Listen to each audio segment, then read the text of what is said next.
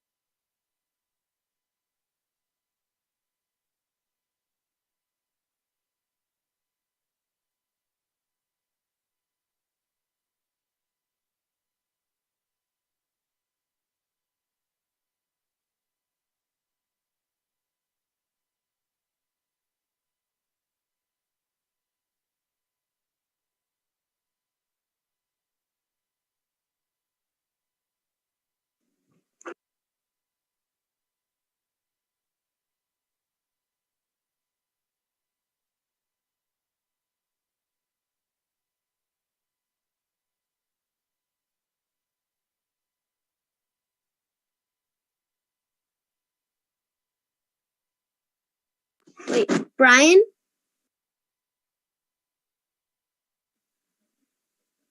Brian?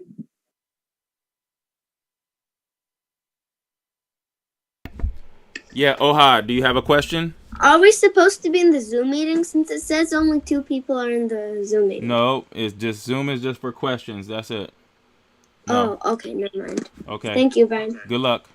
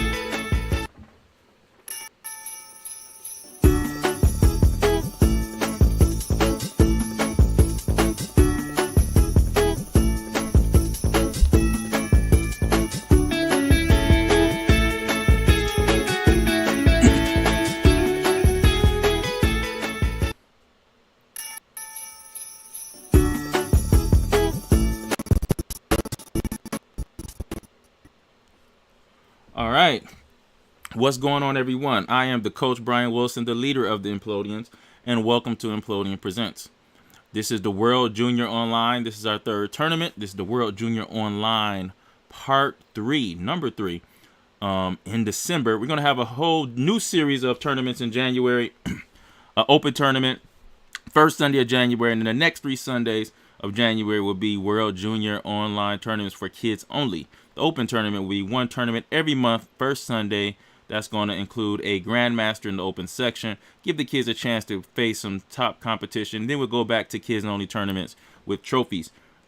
For those of you who have not received your trophies since the holiday was upon us, the trophy, the place that we used to ship the trophies was not functioning. All those trophies will be coming for World Junior Online 2 and also now 3. So World Junior Online 1 and 2 and then 3 will be receiving their trophies in January. Today we have about 23 kids. So it's going to be one section, but that's okay. There's still going to be trophies for each grade in this big section. Give you a chance to play someone higher, but also compete against those kids that are in your grade level as far as trophies are concerned. So we have that. And the games have already started. And we're going to just get into the games now. We have a lot of returning players. And we'll talk about that. I'm here to analyze the games. We are sponsored by BCW, wonderful clothing line. This is an African-American owned clothing line. Please check this out. Wonderful clothing line. Really nice clothing line. Using some of the best fabrics and original ideas. Check out Wonderful at bcwarts.com. Wonderful, bcwarts.com. And for all future tournaments, go to Michigan Junior Chess Arena.com. Michigan Junior Chess Arena.com. You can see information for all future chess tournaments. And let's get into the meat, the games of these young, talented kids. Let's get into it. All right. I guess you could say the marquee game here is this game, Checkmate Chess 321, and this kid has a 2246 rating. Now you see that question mark by it. Now this is United States Chess Federation rated online quick tournament, so this will go into the kids' ratings. But we see that they have Lichess ratings, right, which is not important outside of pairing purposes for this tournament. But it's still a shocking thing to see a player with a 2246 rating, which is a Lichess. That would be a master type rating in United States Chess Federation. As we see the drop, he drops the bishop on b4. And so Ohadma, big blunder there. Has made a couple of big blunders here to Checkmate Chess 321. And hey, maybe he's playing this strong. We don't know. So Checkmate Chess 321 is winning this game. But you see the question mark by the rating. That means neither player has played enough quick games, which is the time control of 30 minutes and under, between 30 minutes and 10 minutes. So if it's more than 10 minutes, it's a quick, and if it's under 30 minutes, it's quick. So he hasn't played enough quick games to get any get an official rating, but 2246 is pretty good. I'm just checking to see who Checkmate Chess 321 is.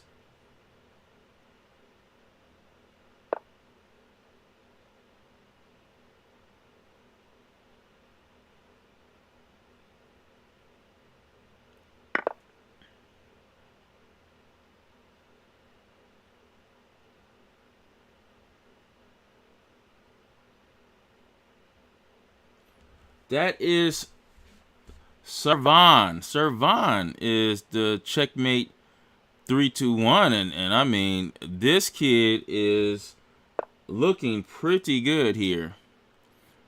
As you see that b6 was played here, and look at the move, knight to b7, queen e7 is coming, and then you're going to see the move queen to b4.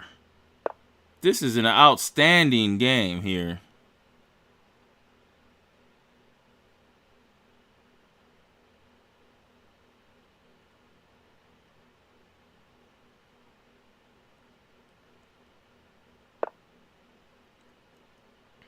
And then move c5, and then you take on passant.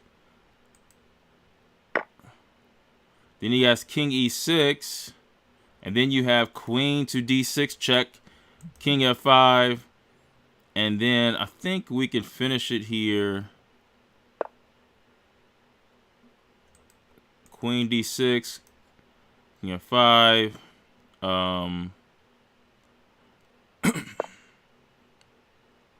bishop to d3, king g5, and then h4 check.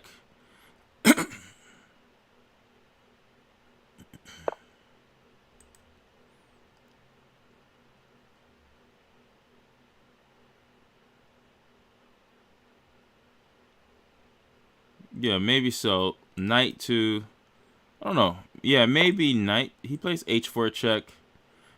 King h5.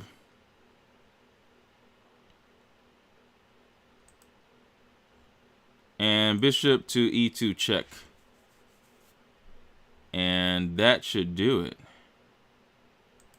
Oh, no. He has bishop to e6 check. So maybe he takes time out to go queen takes d7. Threatening bishop e2. Okay, so he takes it with the pawn.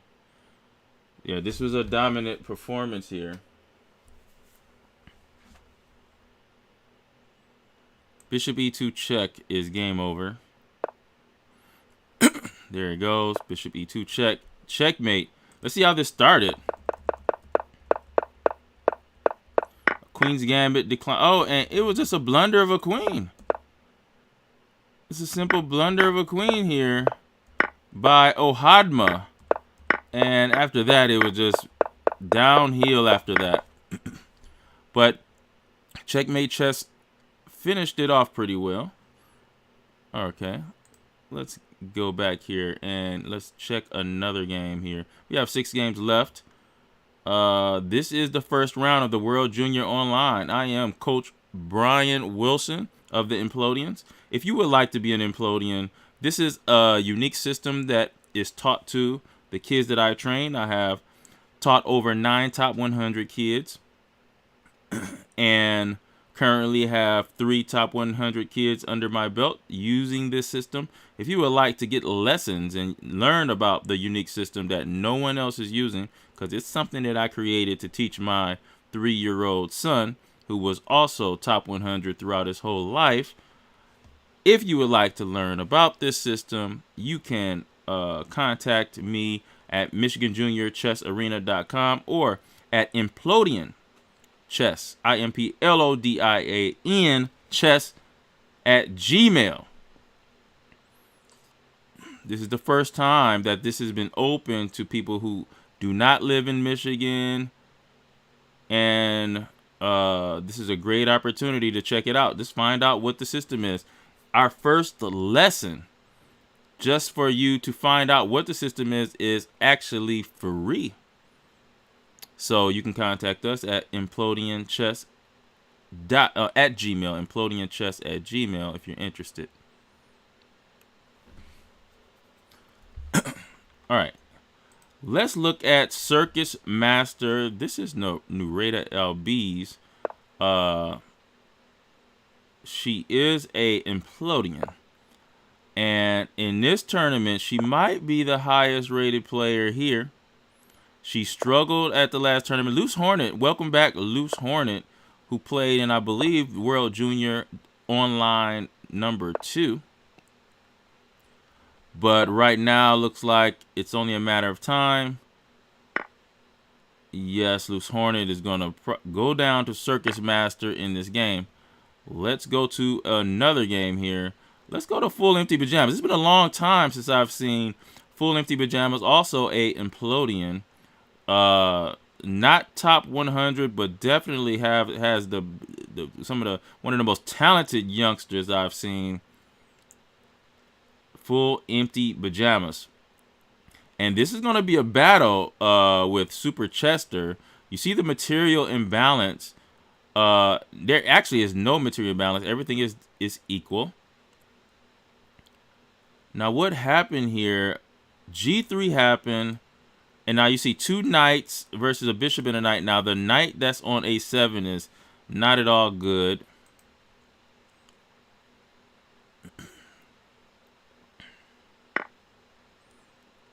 Full Empty Pajamas goes bishop takes D2, exposing the unprotected knight on F3. And now knight C6. He's looking to use the D4 square for the knight.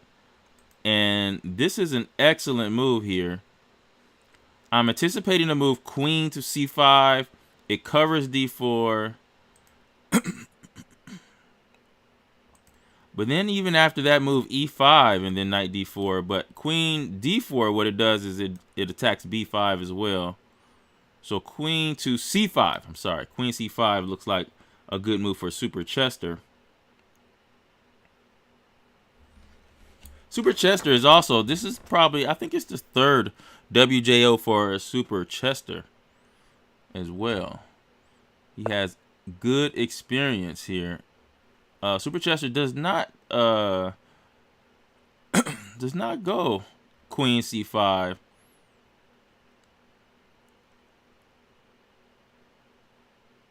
Maybe he's saving Queen C5 after Knight D4.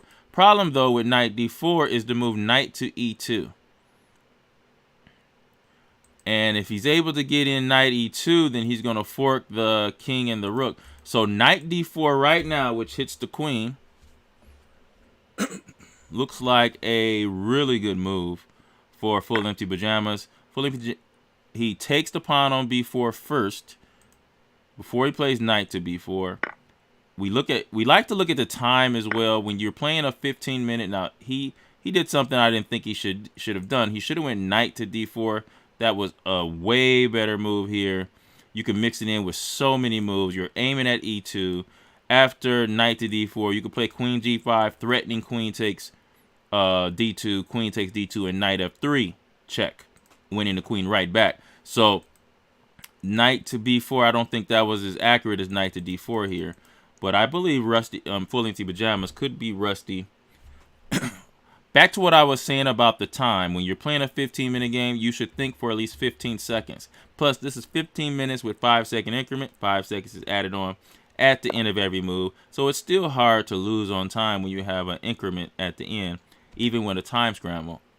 But the appropriate time to use is 15 seconds every move, at least. 15 to 20 seconds at least every move that'll prevent you from blundering seriously. And also it would allow you to have at least 1/3 of the time left at the end of the game, because an average game takes 40 moves. That's an average total chess game in chess. And if you did 15 seconds for 40 moves, you would have 1/3 of the time left in case your game went over the 40 move. So just let you guys know, if you want to look at what should you do as far as time management and what the target should be. The target should be 15 seconds per move.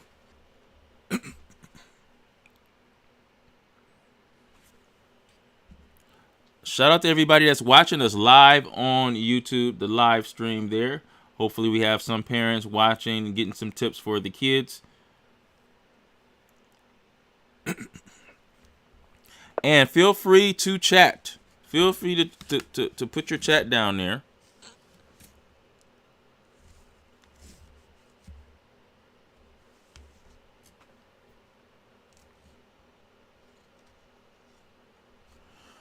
Again, I say hello, everyone in the chat. Thank you for joining us.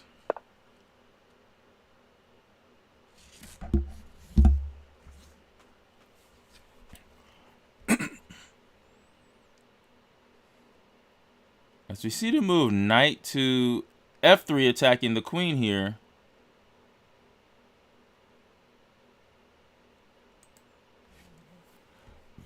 it is possible to play the move queen to g4, attacking the queen twice. The tension is very thick in this game here. White has 5 pawns and black has 6 pawns here, but it looks like the support of the knight on b4 is being threatened here on c5. So maybe queen g4 could be a move. But there is the knight to e5, which doesn't look good at all. I guess you have queen takes e4. If the pawn takes on c5, then you have queen takes e5. So it's still a lot of work that needs to be done here by full empty pajamas. He's going to have to calculate to move queen to g4.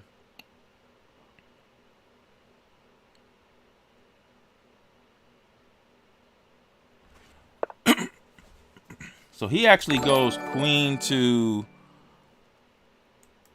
h5.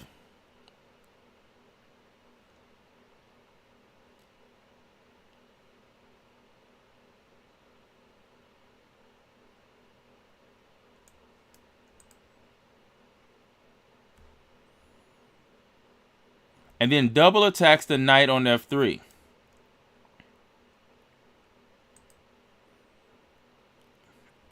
We'll come back to this game here. I believe this is probably the marquee matchup here. You know, you have a kid that in Henry Billings that full empty pajamas that is a top 100 talent, playing a higher rated player, Super Chester.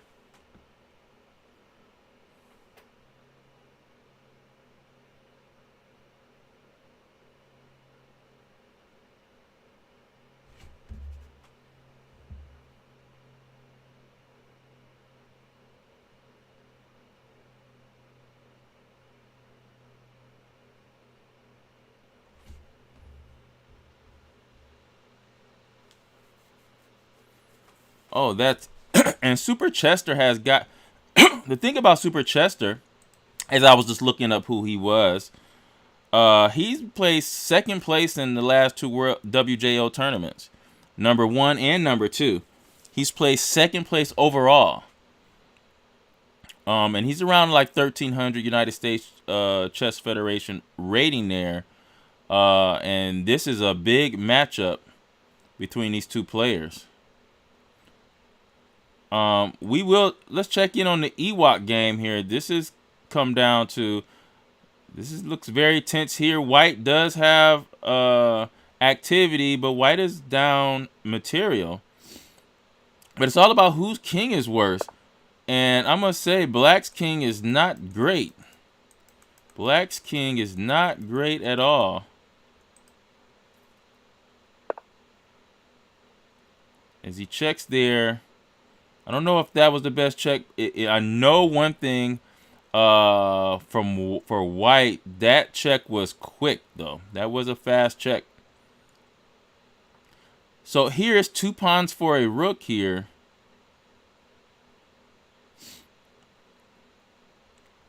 I think rook f8 and then the move queen h5 and then queen to f7, and there's no problems. No problems there.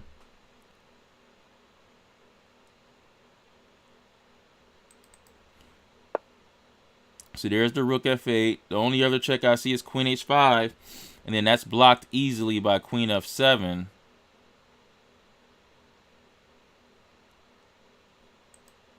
We'll come back to this game. Let's go back to our marquee game.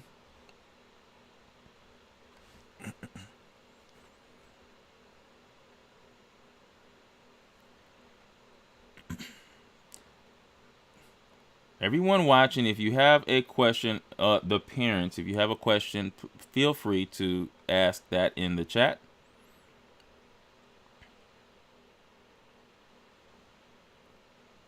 Oh, we also have a third game here. Oh, that was ended here.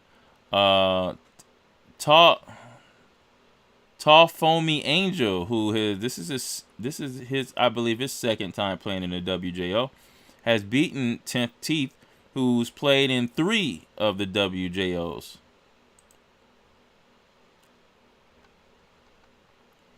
All right, so let's get back to full empty pajamas versus now. It's a lot of things have changed here. White looks like now white has a pawn advantage, 5-4. Black does have this pass B pawn. Full empty pajamas is down about half the time of Super Chester here. So Super Chester is definitely in the driving seat.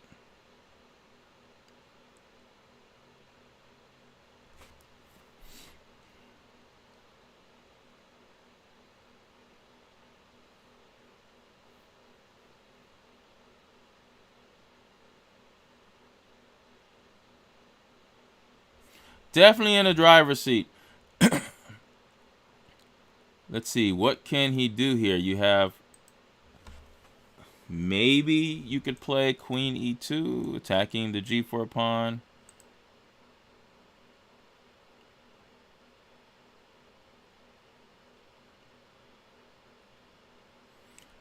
Might be able to play the move Rook to D8. That's might be what he's looking at here. Rook D8 could be possible because the queen is covering the F7 square.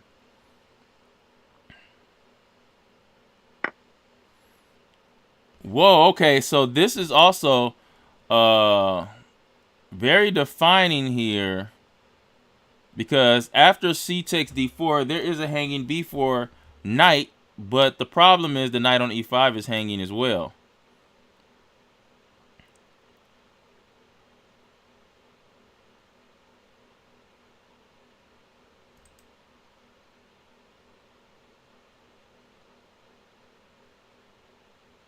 Now, I wonder if white would take on C8, rook takes C8, and then, yep, that's what's going to happen. Well, you still can't play knight to F7, so maybe got to watch it here, because there is the move queen to D7. Now you have attack on the unprotected rook, or even better is queen to E6 here. Queen to E6 looks probably, this might be winning here. You're attacking the rook twice, and then you're threatening knight F7.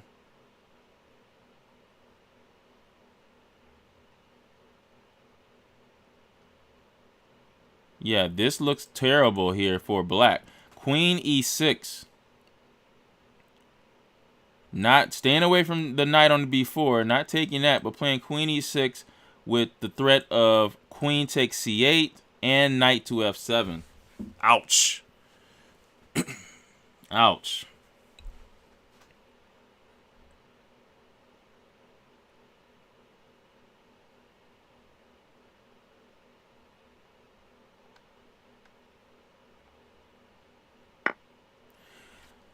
Here, white actually plays queen takes D4, which is surprising to me.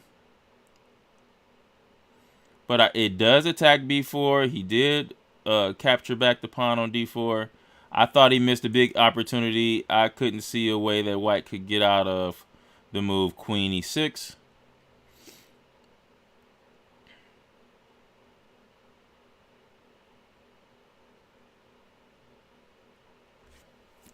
Still the knight on B4 as he plays the move knight to C2.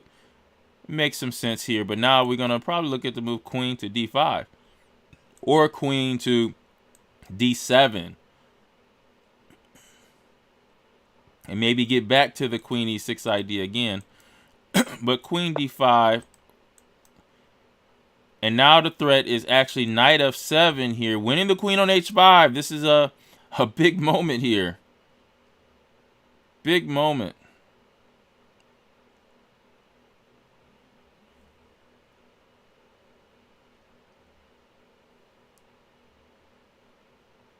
The threat is knight F5 here.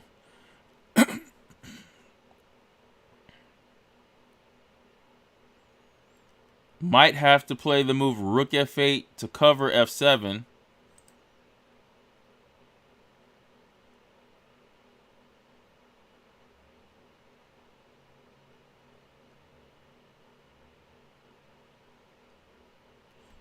Or maybe knight to b4, knocking the queen away from...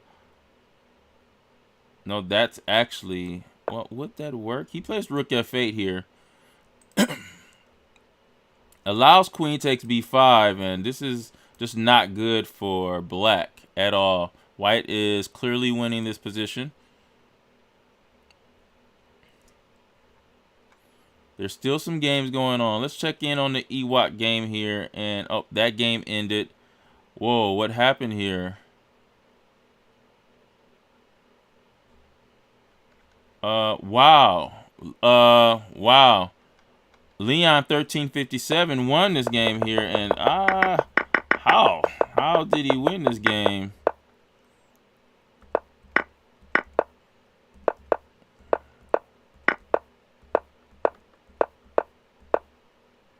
Wow, okay. Maybe I had it wrong here. Oh, okay, yeah, he was the one. I'm sorry. Leon had black, and yes, Leon was up the material. And eventually won the game. There you go. Okay. Alright, and 10th Teeth, we already seen that game here. We're just waiting on... I guess we are just waiting on Full Empty Pajamas and Super Chester to finish the game here.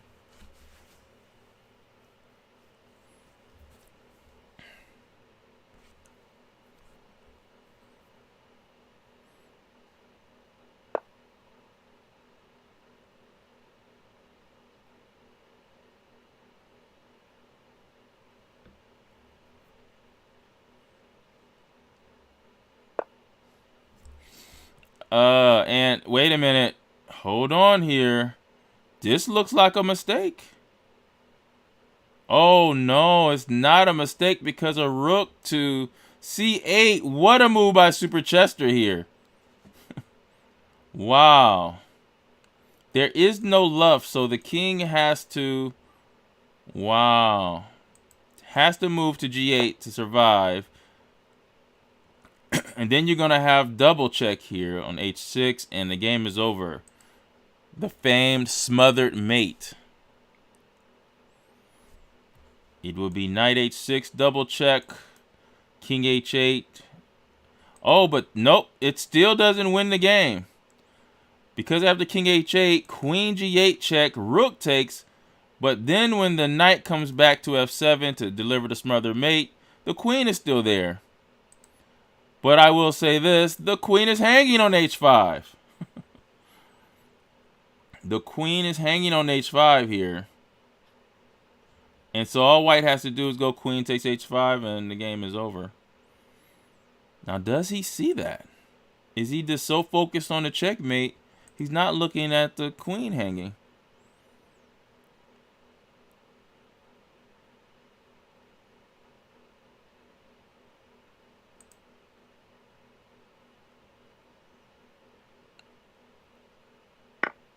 Yep, there it goes. And queen takes h5. That should do it here. As you see, you play g6 here. Probably going to go back to d5. The reason why, after rook takes f7, then the rook is pinned and attacked immediately by rook c7. He goes knight h6.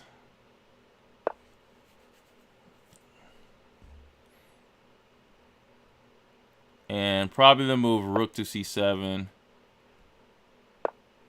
He goes king f6.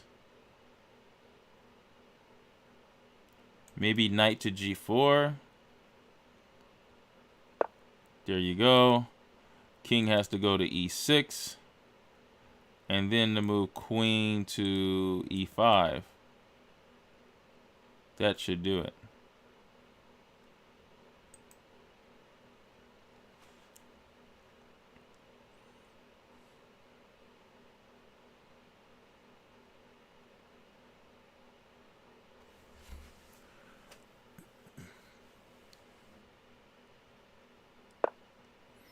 And the move queen e5. And that should be game. Super Chester is going to go ahead to win this game. That was a big victory there. Super Chester has won second place in 2 WJOs. And now in this World Junior Online is looking to be the champion here. And there we go. So that ends the first round. And we will be back in 15 minutes for the start of the next round.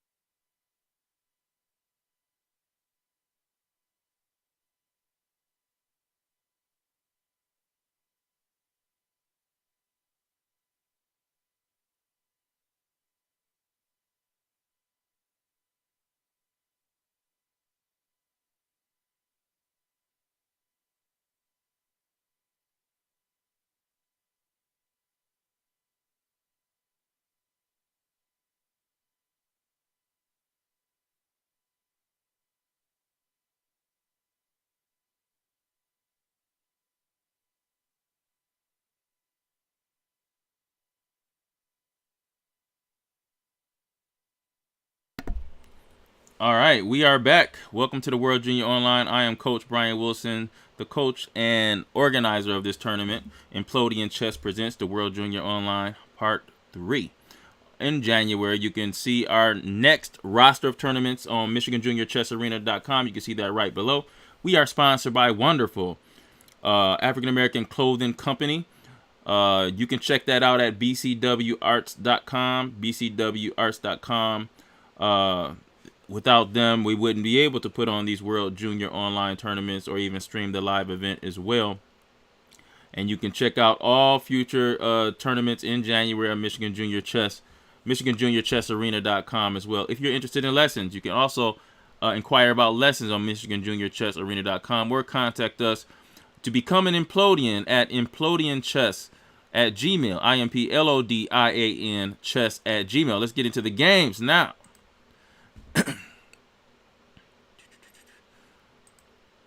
Here we have A Hill, new Implodian here. And he has white. This is his third WJO. I believe the first one he scored 3.5, a really excellent result for A Hill. I would have looked at the move A4. This bishop on A5 is running out of squares. So A4 threatens to trap the bishop with B4, bishop B6, and A5. Right now, there is no big imbalances here. White does have a space advantage. And I have a saying, guys, a pawn on E5, the castle king dies. If you look at some of the greatest attacks in chess history, a lot of times you might see this pawn on E5 that enables white to attack and put pieces on the best squares, especially if there's a castled king. So a pawn on E5, the castle king dies. A knight on E5, the king won't survive. So remember that saying. This pawn on E5 is really, really good for white. And when you have a space advantage here, it cramps the black's pieces. If you look at the bishop on C8, not a great piece. And so when you have this cramping effect, you want to continue to increase that cramping effect. So you want to avoid trades, because if black is able to trade minor pieces, knights and bishops, then he doesn't have to worry about putting those bishops on good squares. As black just blunders, Blue EP Chess takes advantage of the blunder by black with bishop takes G6. That is a big blunder. Now black is clearly losing this game here to Blue EP Chess here, who's also a veteran of the World Junior Online tournaments. Let's go to another game. Tall Foamy Angel versus Checkmate Chess. Checkmate Chess is a over-the-board 1,800 player here. Over-the-board 1,800 player.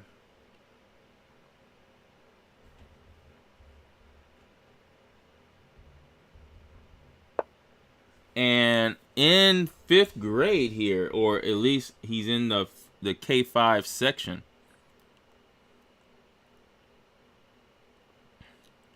And we've seen another D4 pawn opening, but this time it looks like it was maybe a Jobava London system here with knight C3 and the early bishop move. If we go back here, let's see.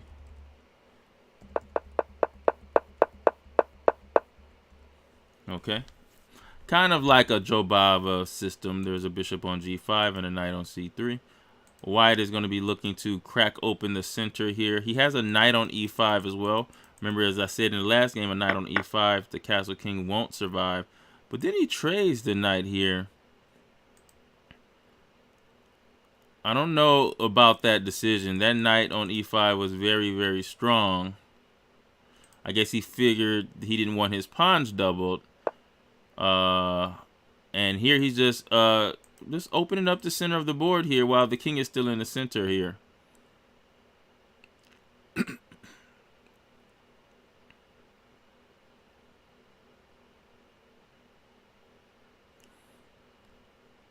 So Tall Foamy Angel is doing his best with white. Has the bishop pair and control over the center. White is better here.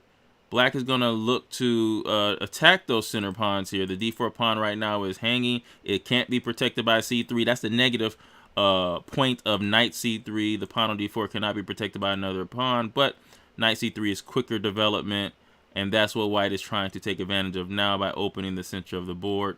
And also, white has the pair of bishops. We don't know if that's going to be a plus or a minus right now, but this position looks pretty, I guess it would be semi-open, so I would rather have the pair of bishops here. Black is probably simply going to continue to trade the pieces here, seeing that black is down in the space here. Time is about the same, so this is a pretty good matchup. We'll come back to this one here. Shout out to everybody that's listening or listening and watching in the chat. Make sure that you subscribe to the YouTube channel and like the videos. I am the coach of the Implodians, Brian Wilson. I am the organizer of the Implodians Presents tournaments.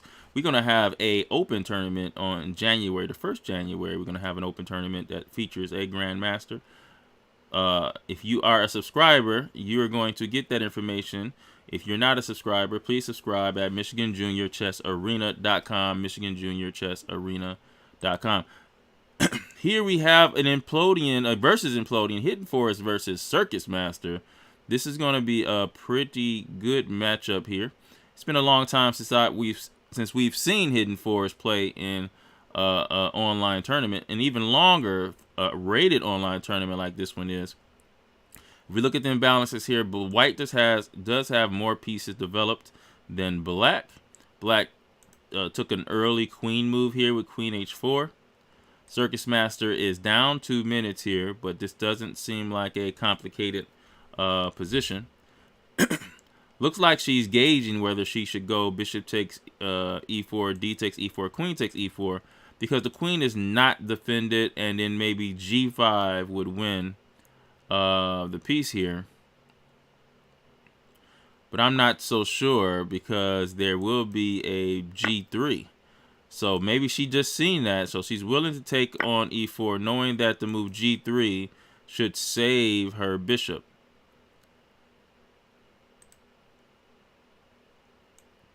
The line is queen takes e4, g5, attacking the pin bishop, but then we respond with an intermezzo move, g3.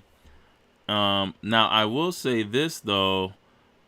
Once he moves the queen away, the bishop is being attacked by the pawn, and that bishop looks still trapped.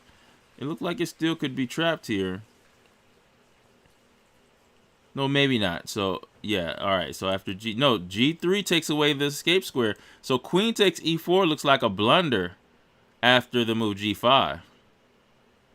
Even if you play g3, once the queen moves away, something like, I don't know, queen h5, maybe you have to play the move g4. Oh, wow. Okay, so maybe the move queen h6 here. So she does not go for that. She instead goes for the queen trade.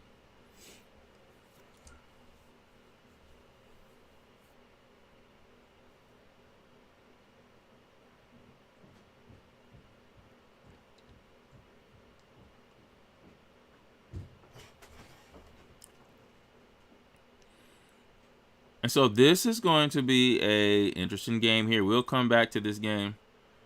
Let's go to the bottom here. Let's go Chess is Fun against 10th Teeth, who has played in a bunch of WJOs already and has won prizes here. This is even material, except the only difference is the double of pawns. And that means the differences is what Evan Park has to really look at here.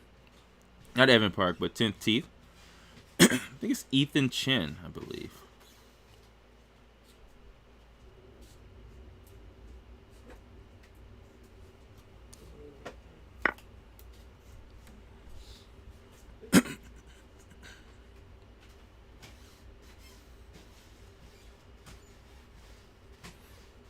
All right, so we see 10th Teeth go knight takes e4. Now black is up material here. Then I move bishop to a5 here. Don't really like this move here. Doesn't look like it does much. And I believe 10th Teeth is clearly winning this position now. What I was saying before with the double pawns, you have the positives of owning the double pawns is you have an extra open file for your rooks, and you have more square control for the pawns. The negative is that they're not flexible. The pawn on c7 can't move. Another negative is that either the head pawn is usually the weakest pawn, but of course right now in this position it's not so weak. And so I think 10 Teeth is clearly winning this position here. And he's a veteran of these tournaments online, so we will come back to this game here. Ewok versus Full Empty Pajamas. Full Empty Pajamas is now up a piece here. Bad king on f8. There's a b5 pawn being attacked here. Might want to go rook to c1. Of course, if he moves a rook, then you're able to trade rooks on c8. And here you just want to trade pieces. There's a bishop versus a pawn. He did play rook c1. If that rook moves, like for instance, let's say he could move to a3 attacking the bishop, but then you're going to have rook c8 check, king g7, rook takes h8, king takes h8, and then maybe the move bishop to c4, solidifying the a2 pawn, attacking the f7 pawn, where we can just bring the rook to e7. This should be pretty much over for Ewok 3114, who's also a veteran here. So there it goes. Rook to a3. We should expect to move rook c8 check, trading rooks, and then bringing the bishop back to the a2 g8 diagonal.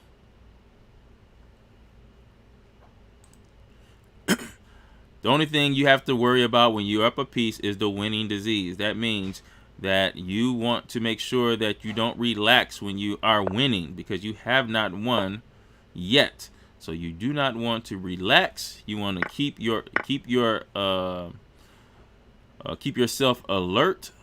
Really make sure you're looking at all the moves, because your opponent, out of desperation, is going to find all the top moves that they can find because they're desperate at that moment. As rook c3, we're probably going to see bishop to b3. Oh, bishop to f7, just as good. Nets another pawn here. Now it's just a bishop versus nothing else. So we're going to go to another game.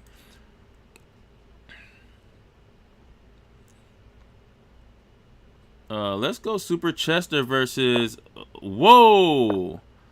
This would be a supreme upset here by Leon 1357, who's also a Implodian.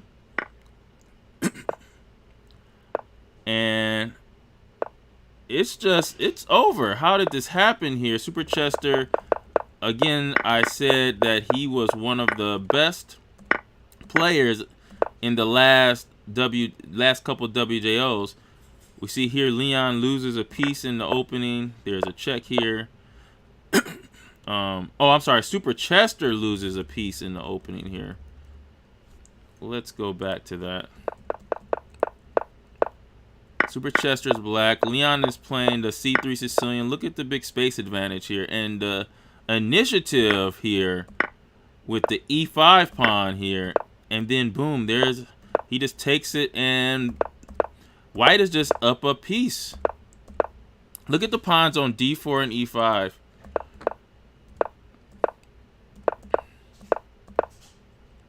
Oh, and then now there's a trade of queens here, which, of course, Leon 1357.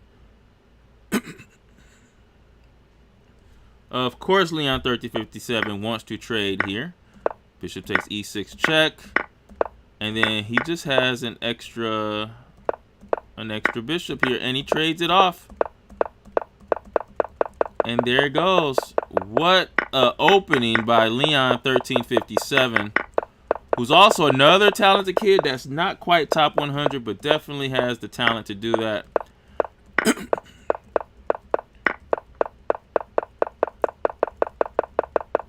And then a checkmate. And that is a big, giant upset there for Leon 1357. I think that puts Leon at 2 wins there. Ahill, wait a minute. I do want to see what happened in this last game because I believe Ahill was losing this last game. For sure, Ahill was losing this game here against Blue EP Chess, but there you got to be aware of the winning disease here. Here, Ahill plays Queen to E7. He's down in development. He attacks the space here, and he's down a whole piece.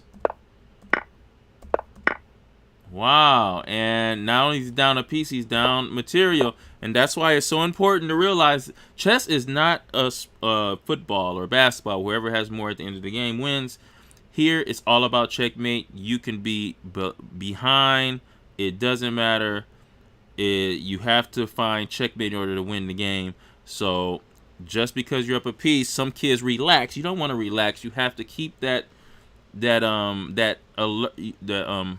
alert attitude. You have to keep that alert attitude to really pay attention to what your opponent is trying to do. And here it looks like White caught the winning disease here. Because how can Black win this game? Whoa, that's how. Okay, so after knight rook d2, he plays the fantastic rook d2. That was fantastic. How long did it take him to think about this move? Let's see. About 20 seconds here. Rook d2 was played. Pretty much out of desperation. And then after knight takes, queen takes, and then queen takes g2. What a move by Ahill. What a move by Ahill in that situation. What a move.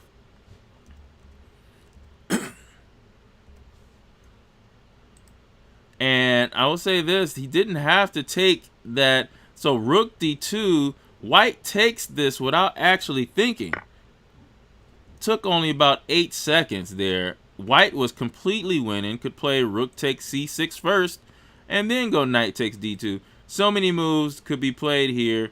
Even bishop h7 could be played. So many different moves, but that knight takes d2 was an instant blunder. And there it goes. So it just takes that moment, Terry, that moment where you just take off your focus and those things happen. So what a game there. All right, so we're getting to our games.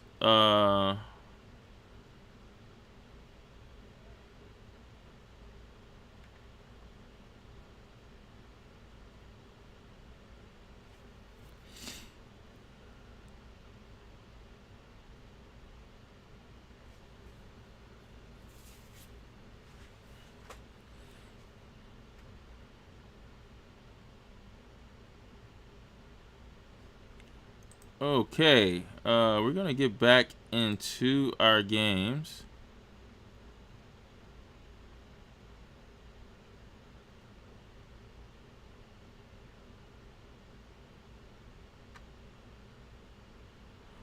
Okay. Let's go to Top Madhouse versus Kisov.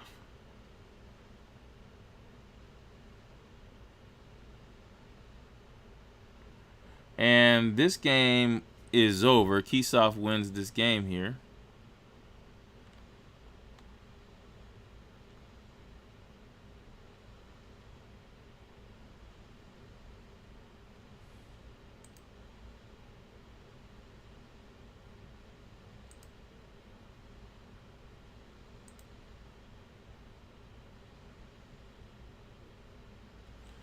Okay, we do have Strange Bolt. Is he back in? Okay. Strange Bolt was not in at first, but now he's in there. Okay, let's go to Tall Foamy Angel. And this is the 1800 player here. Checkmate Chess 321.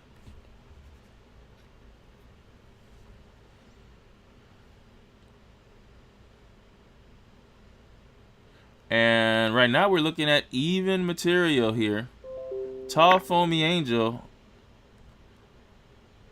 Okay, so there was just a trade. Checkmate chess goes rook takes d1 check. It's a bishop versus a knight, and looks like there is a possibility of queen takes f2, but then there's a queen takes b.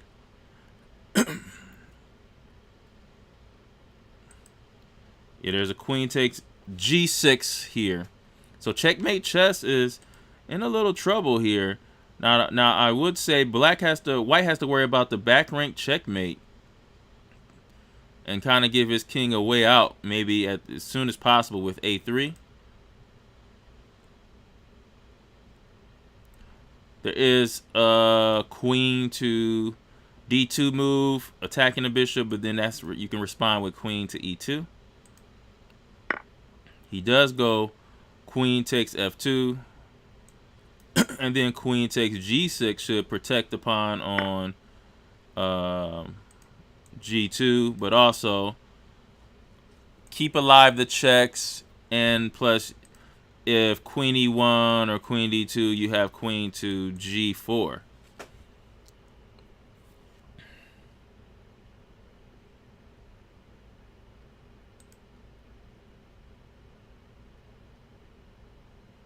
So checkmate chess is down 6 minutes here. This will be a humongous upset, actually. There's queen to e1. We should expect to move queen to g4. There you go. Now if knight to e5, you do have queen takes g. Well, I don't know if you can actually do that. Maybe. He's going to have to calculate this because knight e5 here, there is a queen takes g7 check. But the problem is, can you get back to defend your bishop? That's the biggest problem.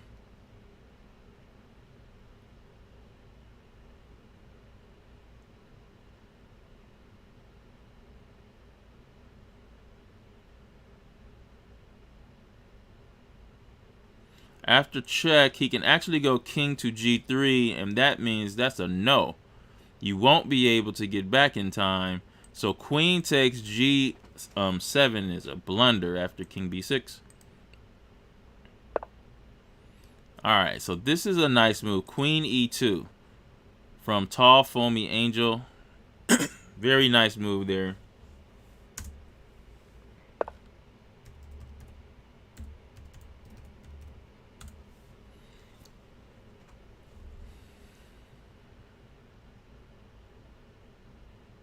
Then now we have queen to g3. Everything looks good. The queen and bishop dominate the knight here. Now it's time to play the simple move h3 or a3.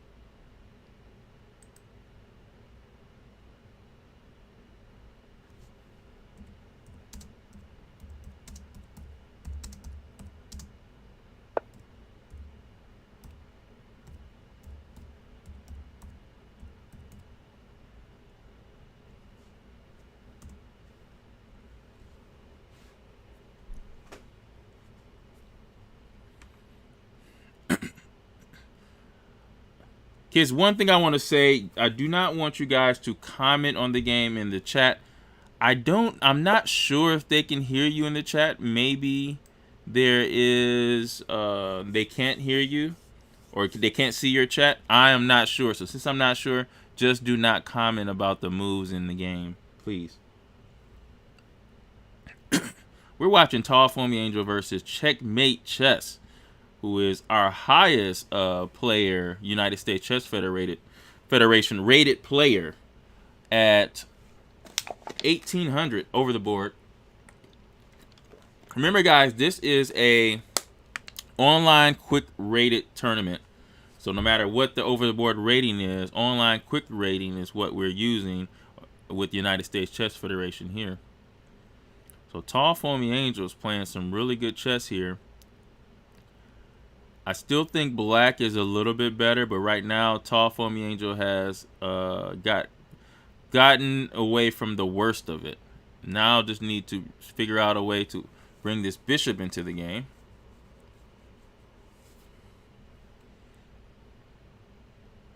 Big time advantage of 4 minutes. So we'll come back to this one.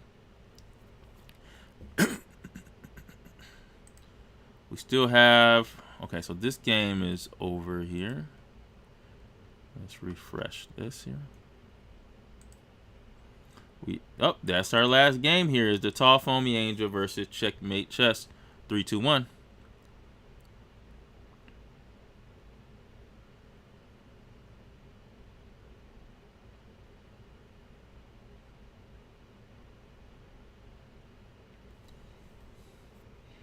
And here we go. Checkmate Chess, 3, 2, 1. Tall Foamy Angel. Checkmate Chess is down to a minute here. As we got Queen E5 here.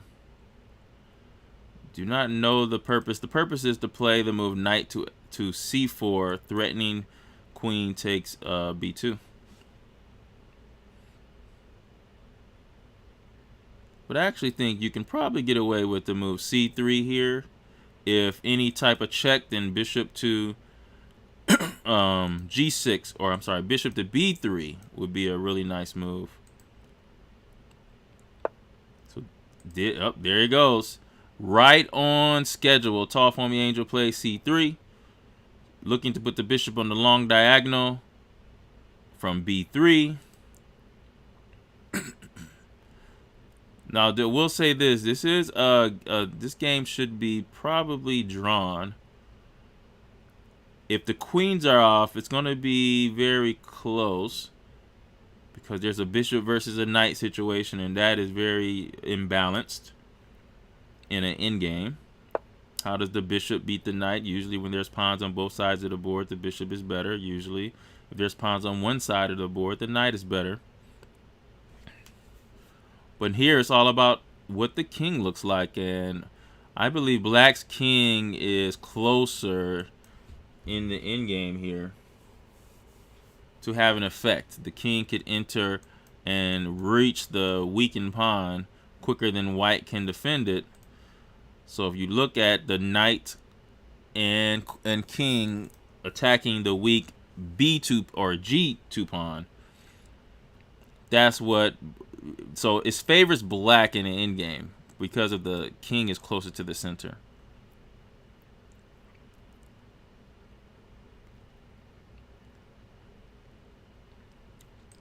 Notice how black is leaving everything on the dark square so it doesn't get hit with any tactics from the light square bishop.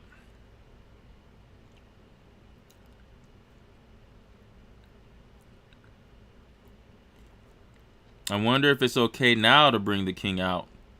King D8 and king to E7 and try to get a head start here. Oh, knight to D3. That's very interesting play.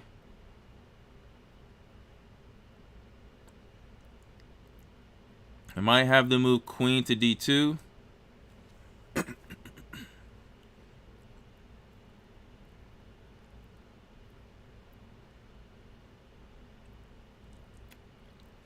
Oh, I'm sorry. Queen D2 is terrible because of the move knight to B4. Check. So you cannot play Queen D2. That's a blunder because of the discovery check. But then bishop to E2 can be played here. Check here. No, won't quite work.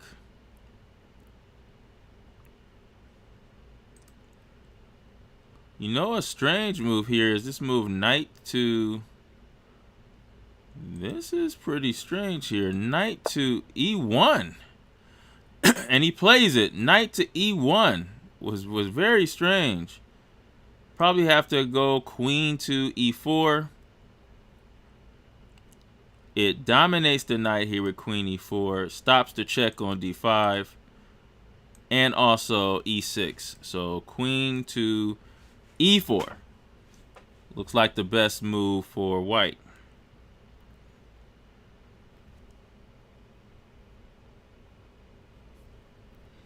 If the kids are watching this live stream, don't worry. The live stream has a delay of like 2 minutes. So any tips that was heard on this live stream, it's a delay. It doesn't match up with the live feed. As he does find the move queen e4.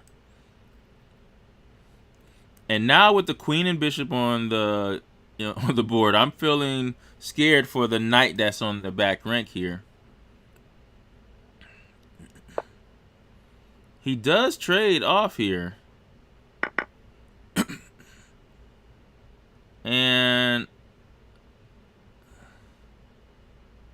I wonder in a king and pawn endgame, could bishop... No, he actually goes backwards. I don't really understand that move.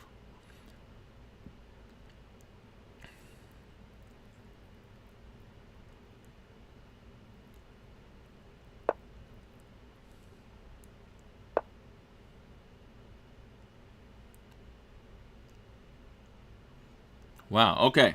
So, this is a pure knight versus bishop game. And it's going to be all about the kings. Now, I will say now I kind of favor white because of this isolated pawn here. But black's king is so strong now. That's going to be the biggest issue here is the king. So the king gets to come up to e5. Now I changed my mind. Now the king, despite the isolated pawn here, that could be pushed on d4, which is what he's going to do. He's going to go king e5 and push the pawn, get rid of that pawn. He does it right away.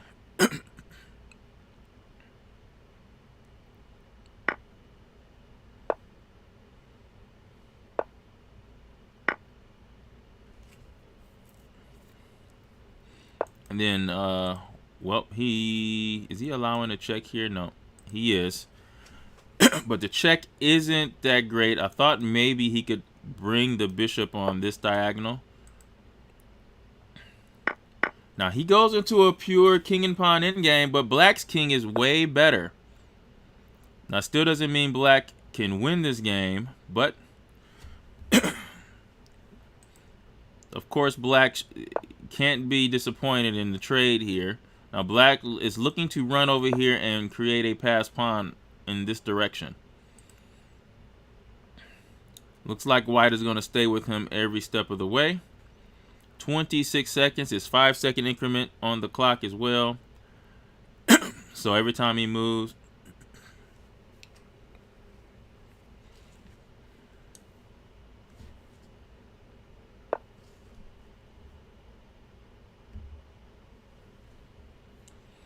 a5 is played here. Maybe the move b3.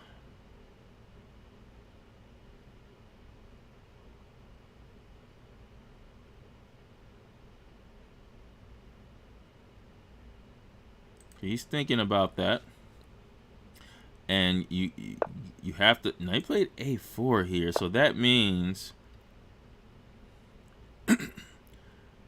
Well, maybe he's still just going for the draw here. Now, if the king c5 move, then you do have king c3. But will he get caught in zugzwang? That's the key.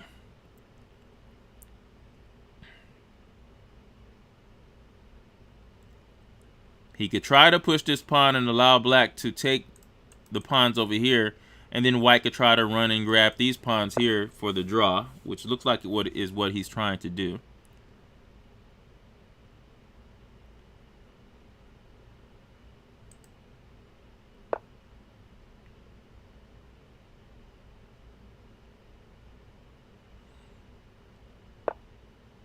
Okay, and now this is going to be the race here that's coming.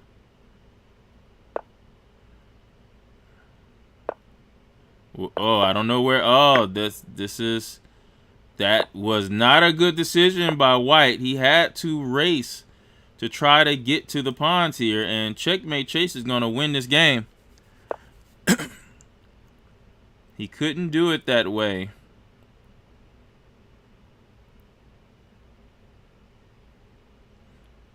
Yep, just a simple king to. Nah, this works as well because after king f2, then there's g4. That's going to queen. Now, what would happen if he would have just allowed? He would have went king to. Now he probably can push now actually. So push here first.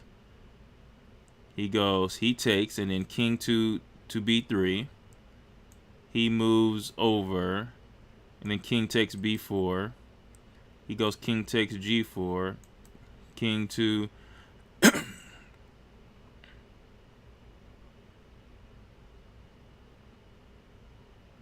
king to b5, king to f3. No, or king to h3. King takes a5. g4. King b6. No. King b5. g3. Yeah, this is the biggest problem. Where do we put the king? King b5, g3, a6, b2. Oh, that works. g2, a7, and then queen, and then you queen too. So there it goes. And so that would have been a draw here. The race would have been a draw. But now it's just a win for a tall, foamy angel. Now let's look at the leaders before we go. Checkmate Chess is. It looks like he's gonna win this game here. Let's go back and check out the leaders here. We have Ahil at 2 points, Circus Master at 2 points, Leon at 2 points, Pranav, KB at 2 points, SME8N at 2 points. Tall Foamy Angel is gonna drop this one, and 2 points are gonna go to Checkmate Chess 321. Super Chester, Blue EP, Chess, and Hidden Forest coming up right behind them on the first page. Shout out to Hits Bye Bye 0104. Full Empty Pajamas on the board, 10th Teeth, Kisov 64, SME 7N, the younger brother of SME 8N, Cute Sorry Painting, Strange Boat, Ohadma, Loose Hornet, Chess is Fun, Ewok, and Top Madhouse coming in our that is our full tournament list there. 22 participants. We only missed one. It's supposed to be 23. You're only missing one right now. So there you go. That is the end of the second round. And we have we have 6 undefeated players right now. They're going to be locking horns in this next round. And so we'll be back in 15 minutes to analyze the next round of games. See you in 15.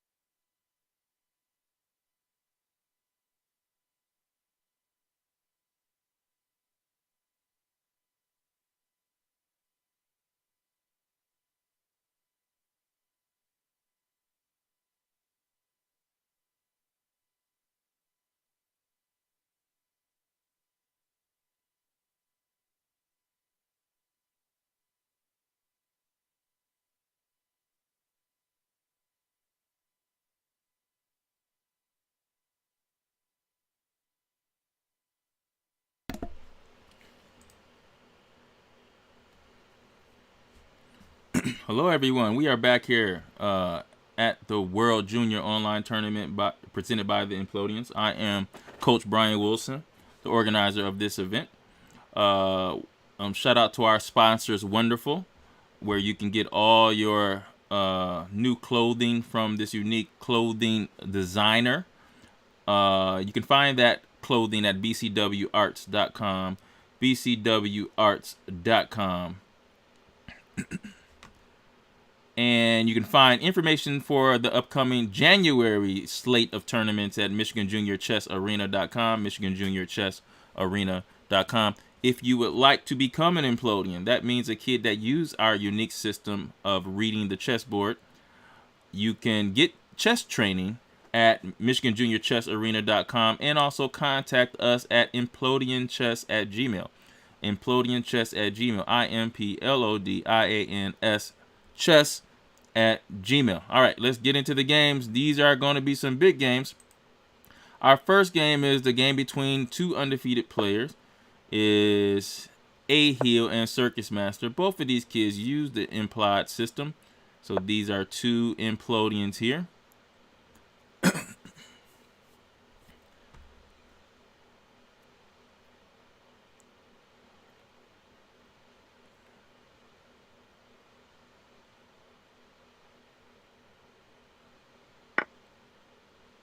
And here, the move C5 was played here by A-Heel 2020-21 against Circus Master. He goes Queen A5 to regain the pawn right away. Should expect to move Knight C3. Actually goes Queen to D2. And looks like Circus Master is looking to castle to the queen side. Because after queen takes C5, you have Knight C3, and then maybe queen side castle. So this started as a London system. I believe black is okay in this position. E3 is played here. She's looking to develop her kingside pieces here, so maybe she won't be castling queenside like I thought with Knight C3 and queenside castle. And here's E6 here. E6 is played.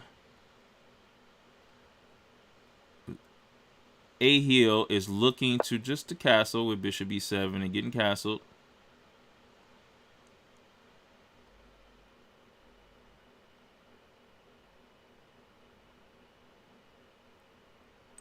And right now, white is up a little bit of development here as black's turn to move. Bishop E7 looks to be good enough. Maybe even D5, trying to grab the center right away. I wonder if he's looking at the move Knight E4 right now. That's also possible.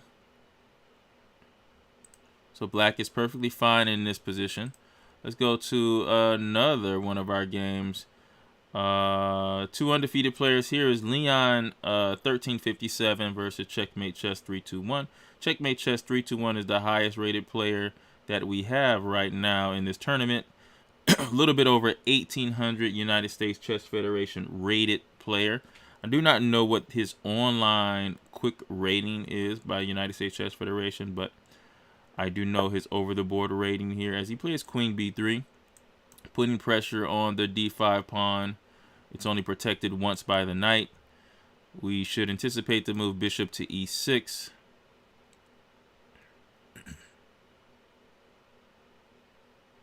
And then maybe A3 by white here.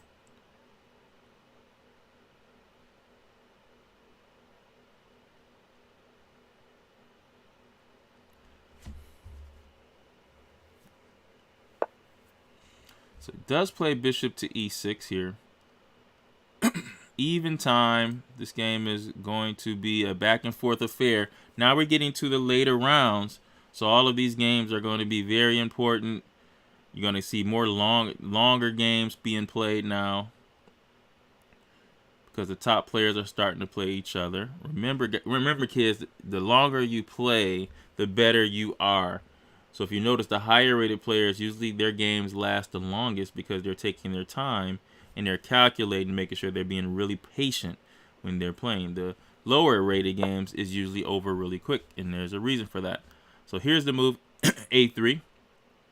Now I'm wondering if we can sacrifice this pawn here with bishop to d6, queen to b7, and moves like knight to a5 or rook to b8. You're going to have a file and some initiative for the pawn. But if you didn't want to sacrifice, you can go bishop takes c3, b takes c3, and then play something like b6 or rook b8. That's what Leon chooses. Maybe knight a5, queen b5, and b6.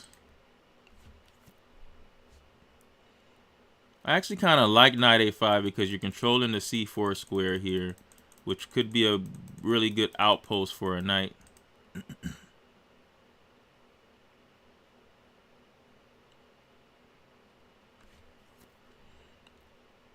Another imbalance in this position is white does have the pair of bishops as he plays rook b8 to protect the b7 pawn.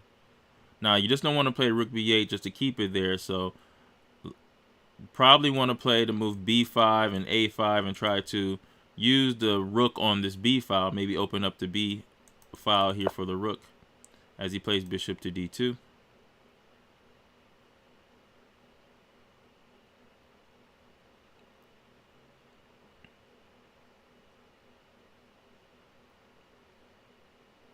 I think you can still play b5 here, which is pretty interesting for Leon if he decides to go this route. It clamps down the c4 square. You're going to be ready to play knight a4 here. Now, he prepares it first by playing a6 here.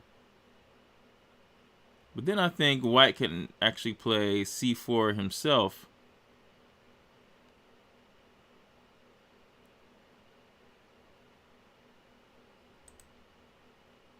And what white is trying to do is loosen up these bishops here. The bishop on e2 is okay, but the bishop on d2 is really not a good piece right now, and so he wants to move a pawn from the front side of the bishop, so the bishop can become active. Activating this bishop by moving the pawn. Leon 1357 is trying his best to stop that from happening.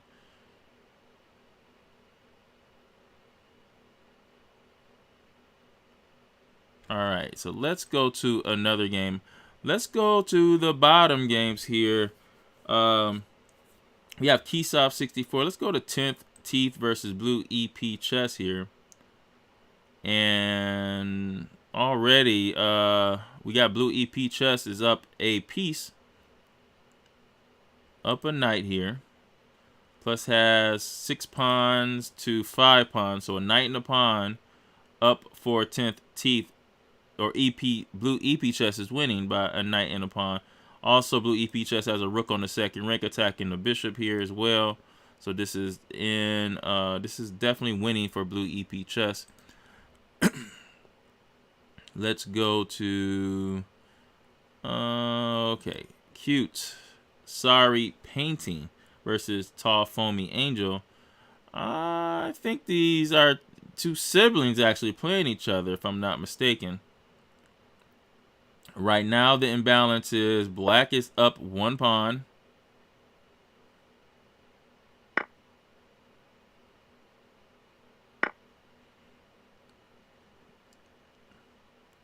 But white can definitely counteract that with some activity. Maybe rook to c1. Goes rook to d1 just to protect the d4 pawn. I would have rather see the move d4 instead of rook d1 because the rook is just not active here. So we're going to see a move like rook e8, maybe coming down to e2, threatening checkmate and a d2 pawn. So you got to watch that. He does play rook e8 here. Tall Foamy Angel is tightening the screws on his sibling. I think it's his sister there. So hopefully there's no sibling rivalries when two players play in a tournament.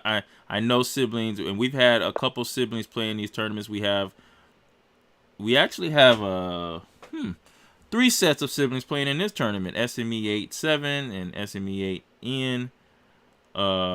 Their siblings. We have Top Madhouse and Full Empty Pajamas siblings. So there's a high chance that siblings will be playing each other. Up until now, we have avoided that. I wonder if you can play the move. Probably should play Rook E2 because this threatens checkmate here. But you can also play the move Rook to E4, putting pressure on the D4 pawn. A move C5 would win that pawn. So here he played. He plays C5 himself. I guess he's gonna go Queen takes there with a check.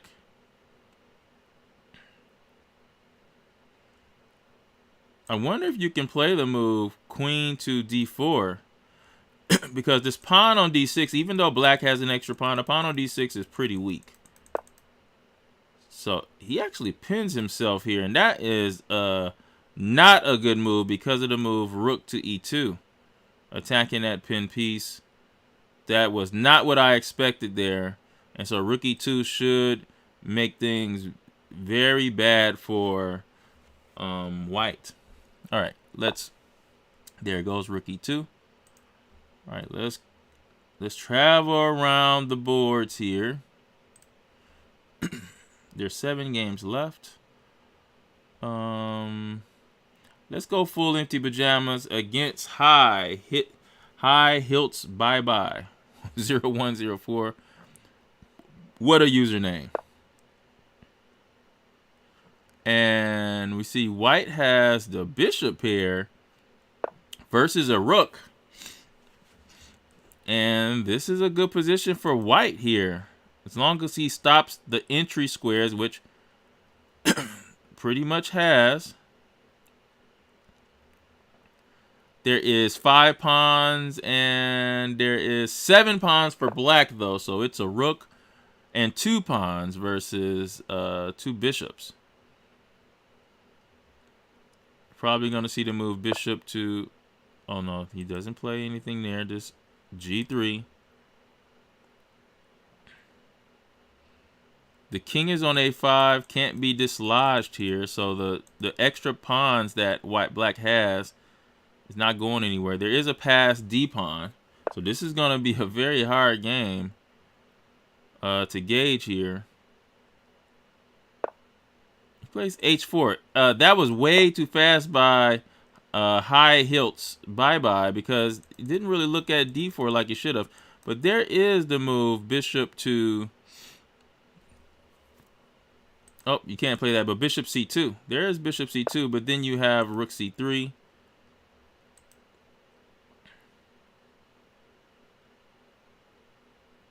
Maybe he's going to play the move rook to F3, attacking F2. There it goes. Now, you can't protect F2, but what you can do is you can attack the pawn on D4. And he has to choose whether he's going to take that or not.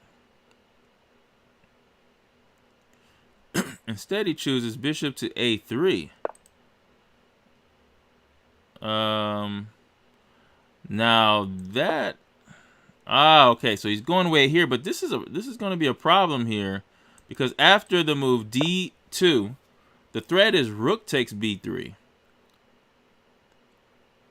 And so this passed D pawn, White has allowed that passed D pawn to get way too far. And there it goes. Rook takes B3, wins a piece for a pawn. Because the next move will be a queen, so we should anticipate the move rook takes B3. And then bishop takes D2. And Black is easily winning this game now.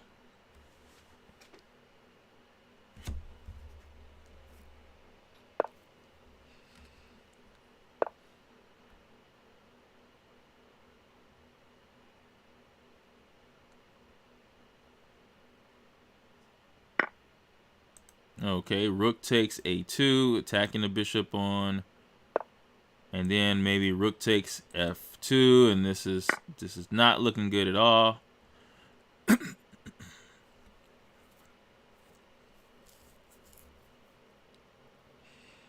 And Full Empty Pajamas should go on to win this game.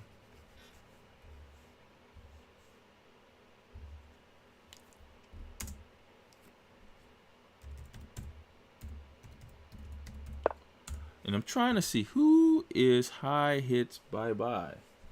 High Hits Bye Bye.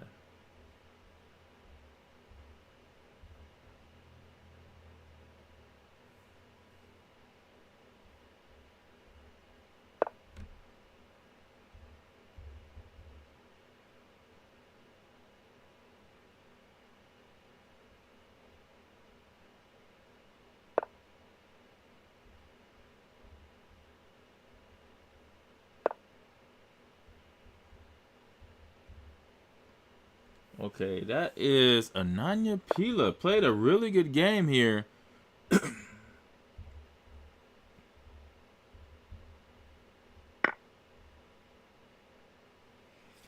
And High Hits Bye Bye is a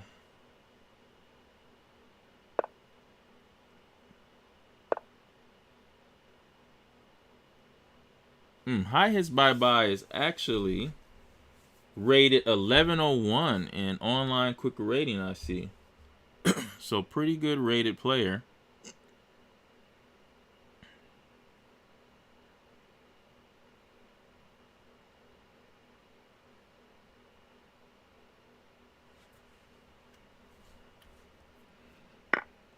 And Full Empty Pajamas takes the bishop there. Now he's just up, what, 6 pawns to 2. So this is going to be an easy win now for Full Empty Pajamas. We've checked all the games. How about Kisov here versus Super Chester? And this is another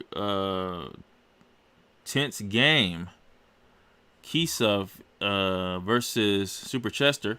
Kisov has black, Super Chester with white. White is the higher rated player here. But we see white has an extra pawn. It's a queen and rook in game. And it's Super Chester's move here. Oh, and I thought that might have been a big mistake here, because what this is going to do is allow Super Chester to win another pawn, or maybe even 2.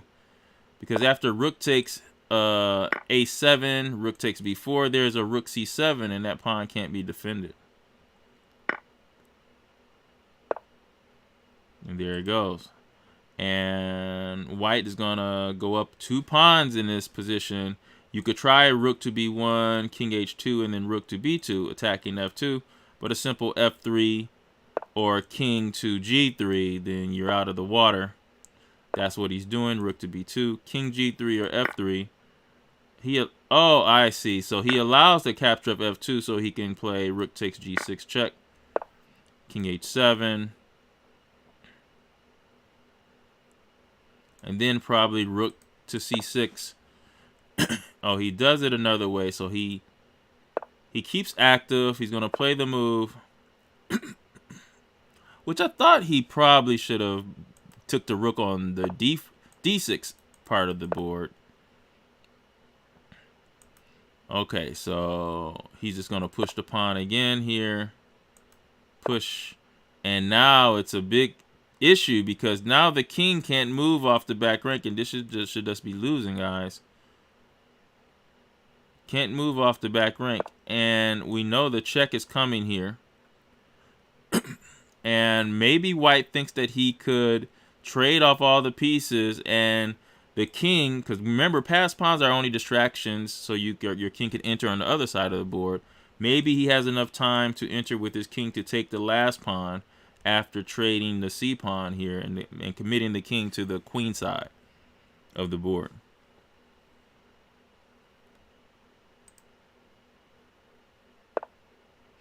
And looks like he does do that. He will queen here and trade everything, and then just come up to the pawn on a6 and win the pawn. Now, does he have enough? He has 1, 2, 3, 4 moves here. And yes, black is not close enough. He's going to win this pawn, and then he has 2 extra pawns here. And so that should be enough to win for a Super Chester. Let's go to another game. We have 4 games going on still. Let's look at Leon. 1357 versus Checkmate 321. Leon, it's losing for sure here. And then now that just lost the game because of back rank checkmate. So checkmate chess 321 is going to go ahead to win this game here. He has a back rank checkmate now. There it goes. Rook c8. Rook takes c8. Game is over there. And we also have A-Heel versus Circus Master. Material. Circus Master is up 1 pawn here. She is currently attacking the d3 bishop. Have to watch out for queen to e4, threatening checkmate and protecting the bishop there.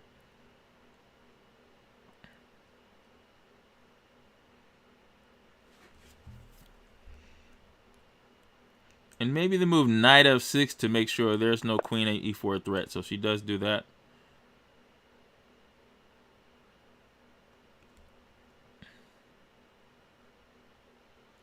If rook b1, queen takes... Oh, you can't go queen takes a4. So rook b1 is actually will win one of the pawns back.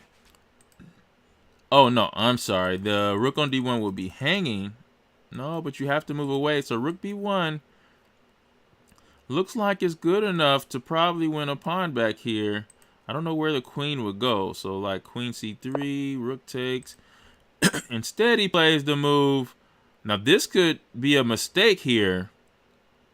That could be a mistake because of queen b4. Which pins the... Oh, no. Not a mistake here because there was a check here. But instead, Circus Master just trades pieces.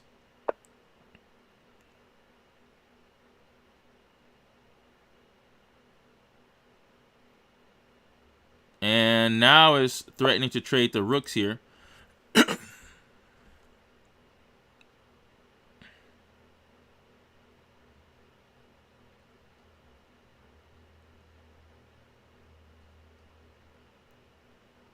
Okay, so this is gonna be very it's gonna be a big decision.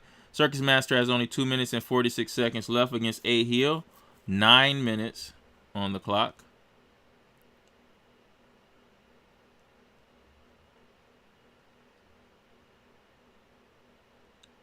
Maybe queen to c3.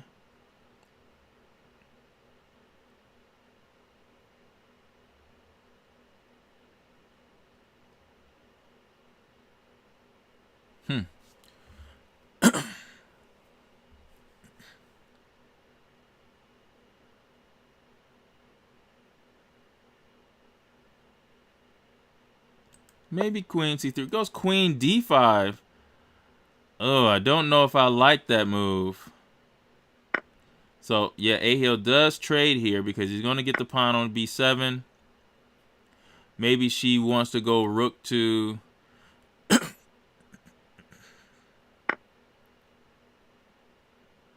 But I don't believe rook d8 is that great either.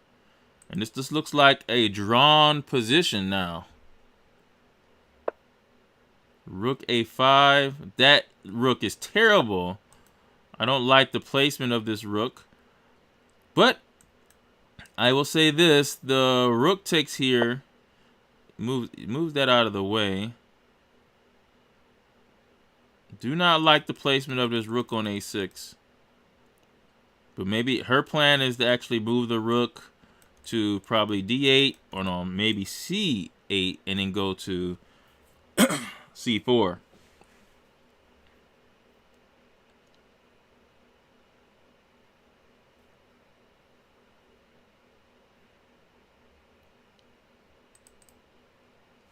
But the biggest thing here is the time disadvantage. There's a5 here.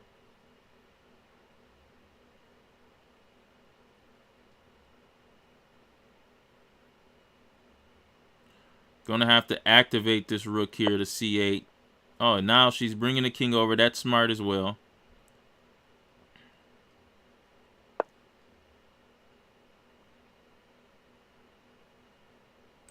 Wonder if she would still activate the king or actually activate the rook here. I think rook c8 is stronger here. Getting the rook on that 7th or that 2nd rank.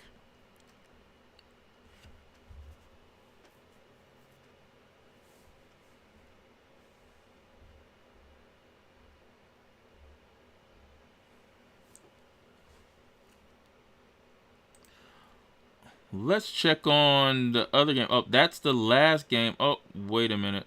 What happened there? Wait, what happened there? Oh, so there was a draw offered and accepted in that game with Circus Master, and there we go, guys. So that's the end of the first round. They agreed to a draw there. So here we go. We have checkmate. Chess 3-2-1 with 3 points. Pranav KB has 3 points as well. Circus Master. Circus Master has 2.5. A Hill has 2.5. Tall Foamy Angel with 2. Super Chester Leon Hidden Forest Full Empty Pajamas 10th Teeth has 2 as well. And then next one with 2 is SME8N has also has 2 points. Okay. And we will be back in around, I would say, about 10 minutes for the next round, as we just finished round 3 of the World Junior Online.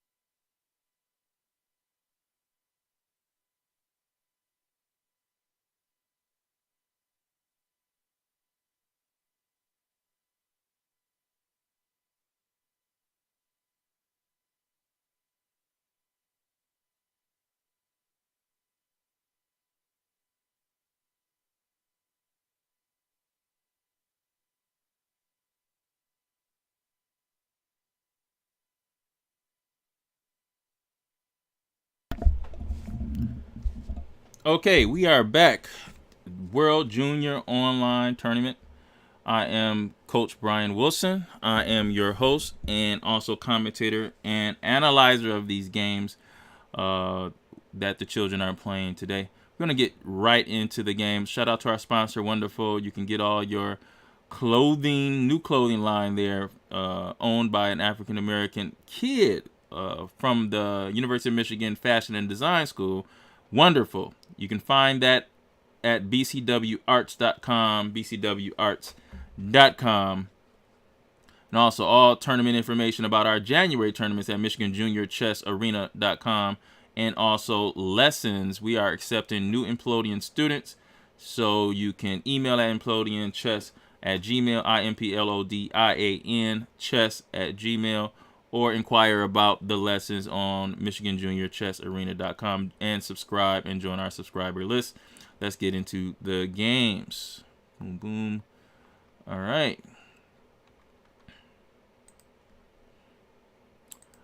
Our top game here, because this is the beginning of, I believe, the 4th round.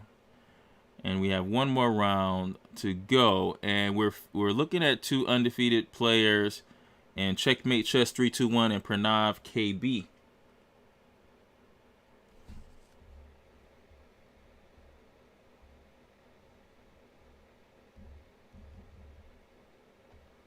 And Checkmate Chess 321 is a 1753 online quick rated player, and Pranav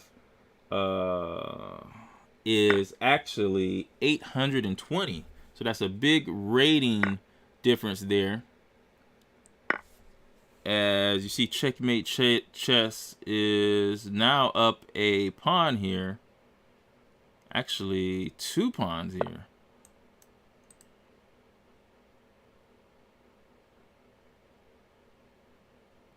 Now, this knight, there's a trap here after castle. For instance, say castle, there was, if queen takes e5, you have bishop f6.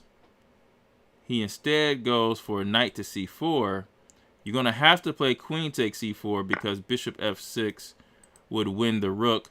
Instead, he goes queen takes g7, but didn't really look at the move bishop to f6, which forks the queen and the rook in the corner. So a lot of trouble for white here. White's only hope is to try to get to attack the king while it's still in the center. But I just don't think it's going to be enough in this position. Maybe you could get away with it by playing bishop to g5. I was looking at that. Bishop g5 might be a way that you could get away with that. But he plays queen g4. Now you got the move bishop takes a1. And then maybe queen takes c4 or b takes c4.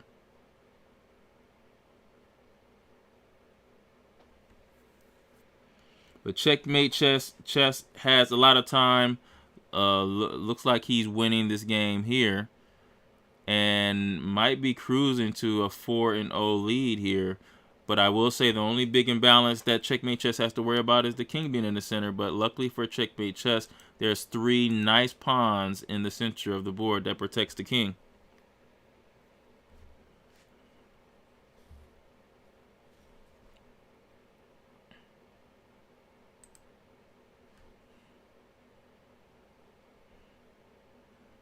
Okay, let's go to another game. Let's go Super Chester versus Circus Master here.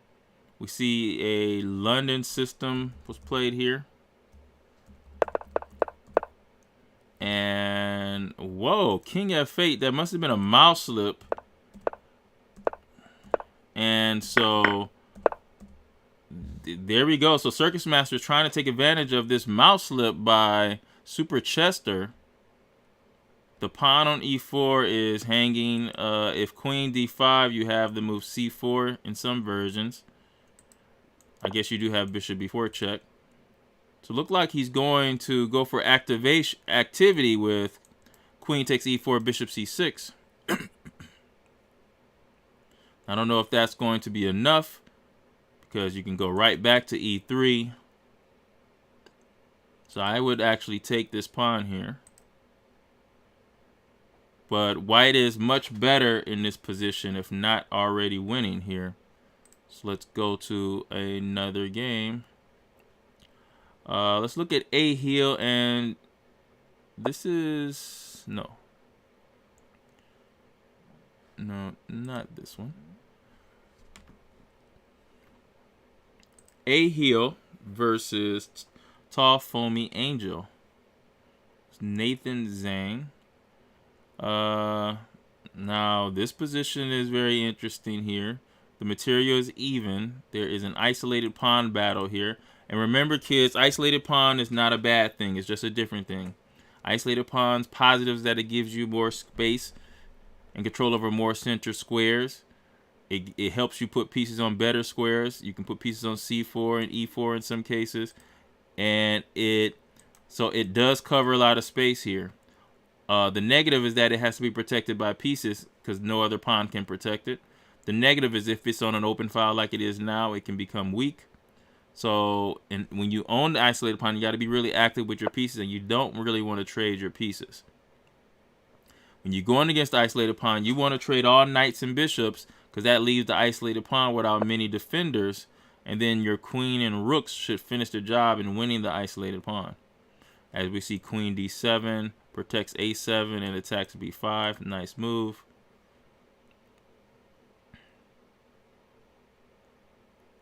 We might see the move a4 and then maybe a6 and then knight to c3 again.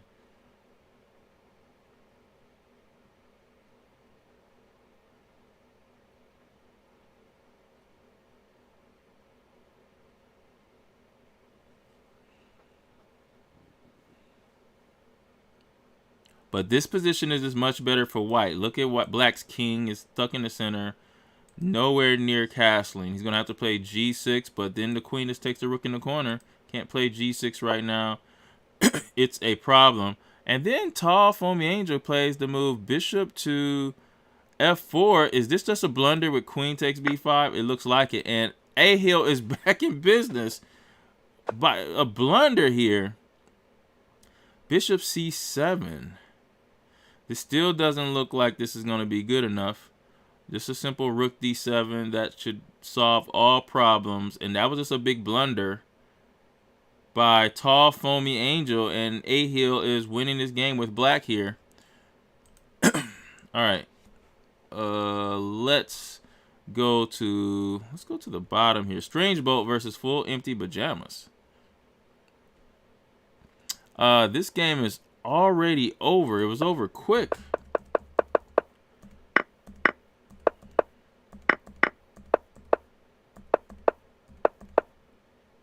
And Strange Bolt is black, Full Empty Pajamas is white here.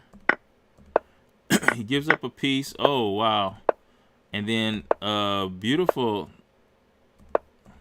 Wait, I don't even know if this tactic was worth it, but maybe it was.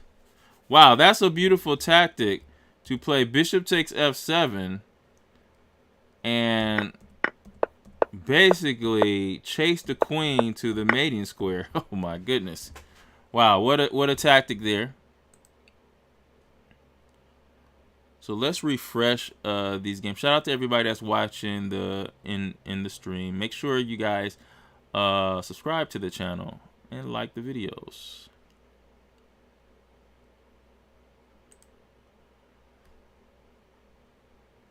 Okay, chess is fun.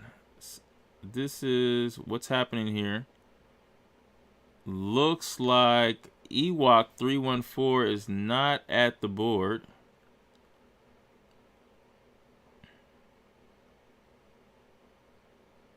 And this could be a forfeit game for Ewok. And I bet Chess is Fun is ready to take that forfeit. Okay, let's get out of here. SME 7N versus Top Madhouse. We see Top Madhouse has an extra bishop. Maybe the move rook to h1 pins the bishop to the king. You have to play something like g6, and then the move f5 should come.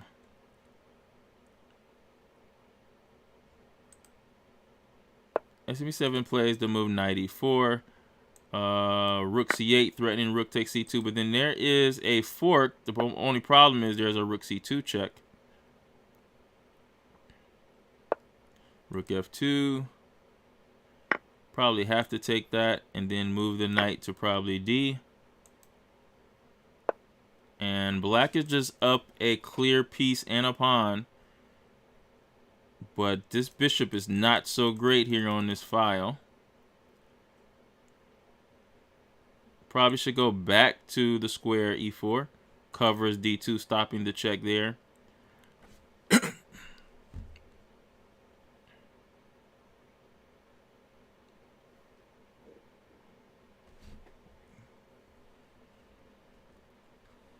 And SME7 has something to think about here. Let's go to the other games here. We have Kisov 64 by playing High Hits Bye Bye. High Hits Bye Bye. What a name.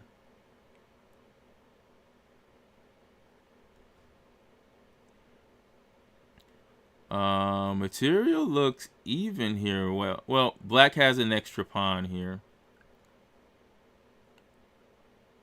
Maybe we can expect queen. Oh, we had queen takes c5, rook b3. Attacks the bishop and the pawn on a3.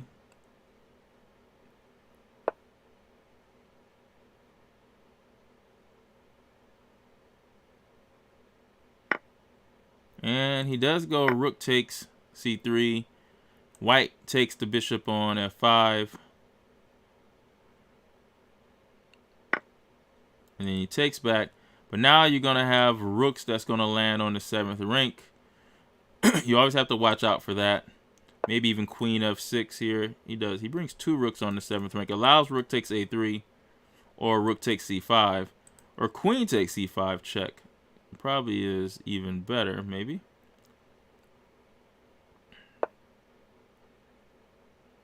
He moves his king to f6.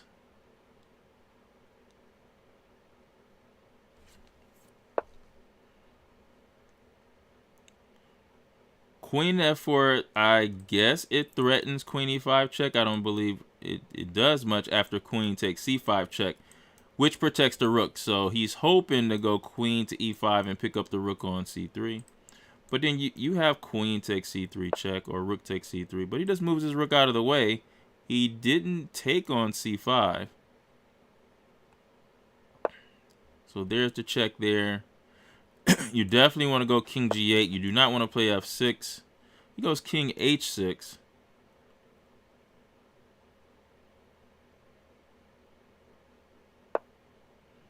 And then white is trying to just blast the position open here. Now I wonder if you can even play queen takes c5 check and then maybe even rook takes f3. He does go queen takes c5. Maybe king g2. Oh, he doesn't play king g2. So now rook takes f3 check. That was a big mistake. That was a humongous mistake here. Now you're forced to play king g2.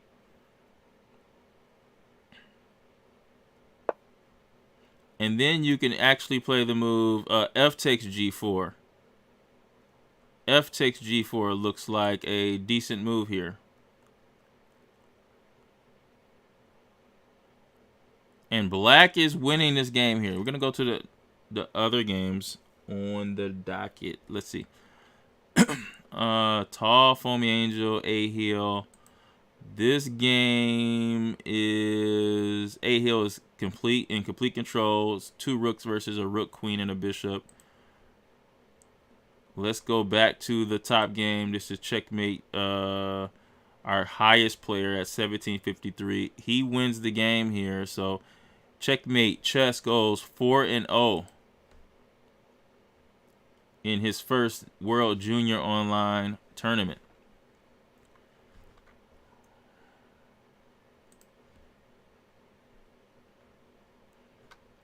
All right, we have Super Chester versus Circus Master.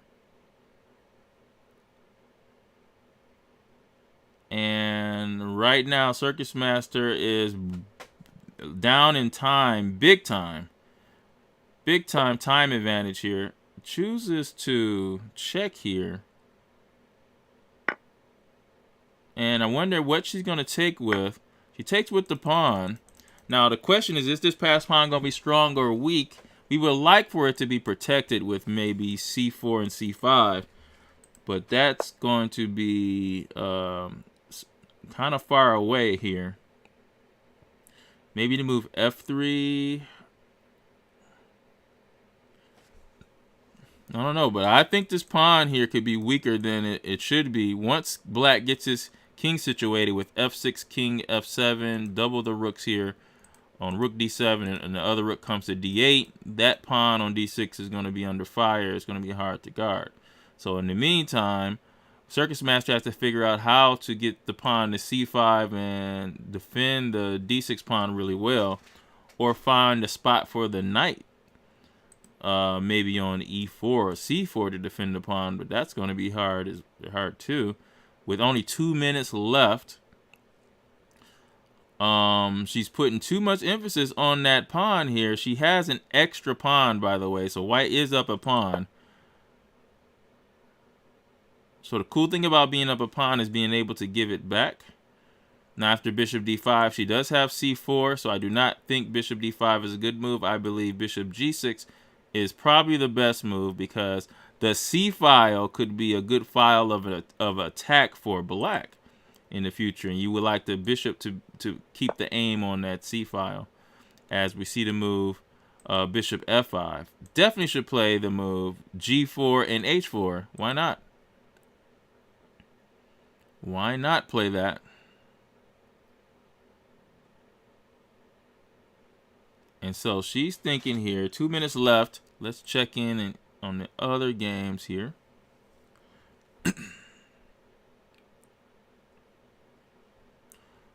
We have A-Hill versus Tall Foamy Angel. We already talked about A-Hill winning in that game.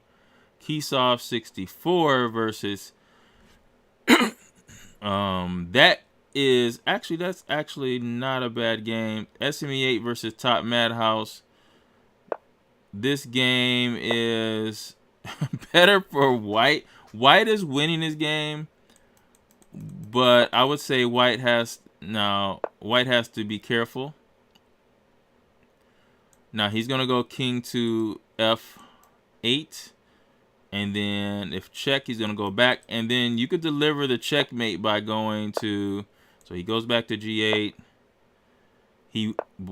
Oh, it's a stalemate there. Oh my goodness, white could not allow that move there, and wow, what a result there.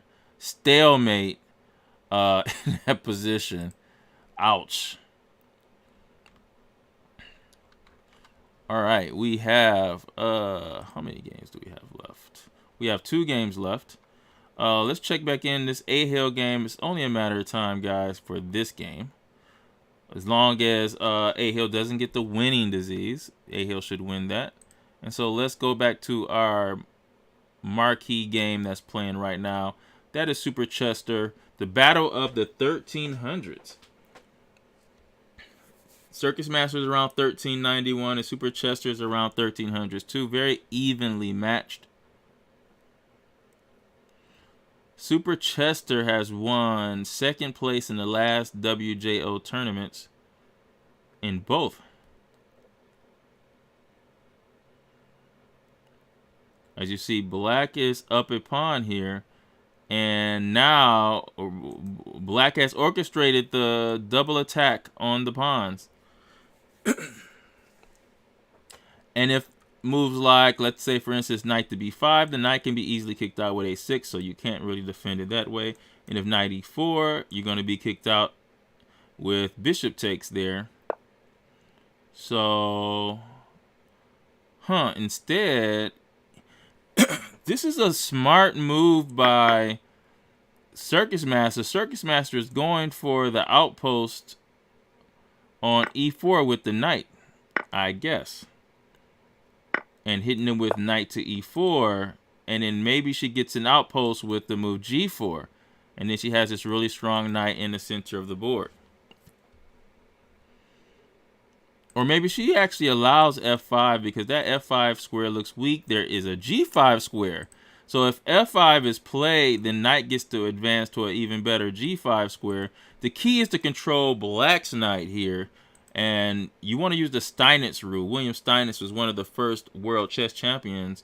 And he had a rule on controlling knights, and that's to stop their advanced squares.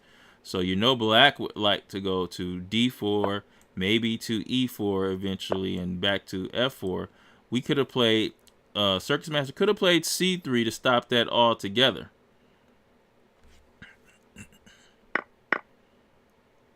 And now Circus Master is just going for a better king here. The king is in the center on d1 compared to the king on e7. Here we go. Now black's king is coming into the game here. f5 could be played here, allowing knight to g5. I think Circus Master is playing really well here. Activating the king. Now there's knight f5 here. Can play the move knight to g5. Or even the move knight to c5 is possible.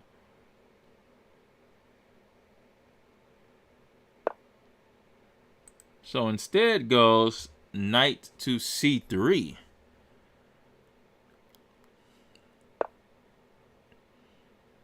Okay, and that allows king to d6. She moves her king up. And remember, guys, there's 5-second increment. So this game is going to be, it's going to be hard to lose on time when you have 5-second increment. So you should be able to use your time to think, because you can make a bunch of decent moves and gain 20 seconds. Here, black is pushing the 4 versus 3 pawn majority here. White has 3 versus 2, but hasn't found a moment to push her pawn majority.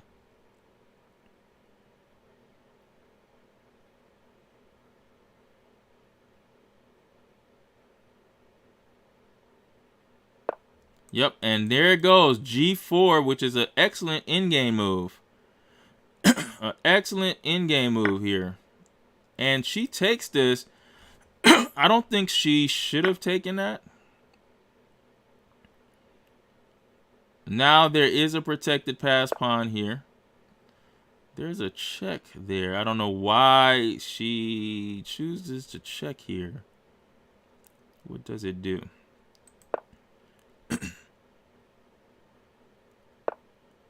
Oh, wow.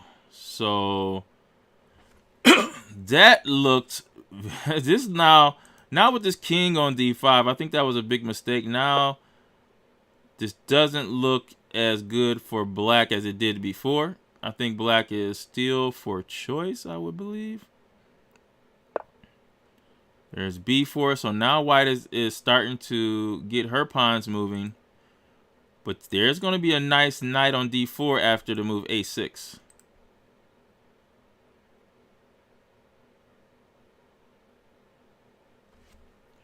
And you just think about a knight going from d4 to the square f3 and hitting the h2 pawn. That's where black would like that knight to go. Instead plays something different. I think we could take this. I think this is actually, you can actually take this and move the king to e4. And if Super Chester's plan was to get a pass pawn here, yes, you can, but the king is going to be a little too fast. And there, Circus Master makes a quick move because she only has 30 seconds, and I think she blows it. She had king e4, but that might have blew it there. Now we're going to see the move knight to e5, hits the pawn on c4 and the king. Oh, doesn't do it. That also, I believe, was a big mistake there.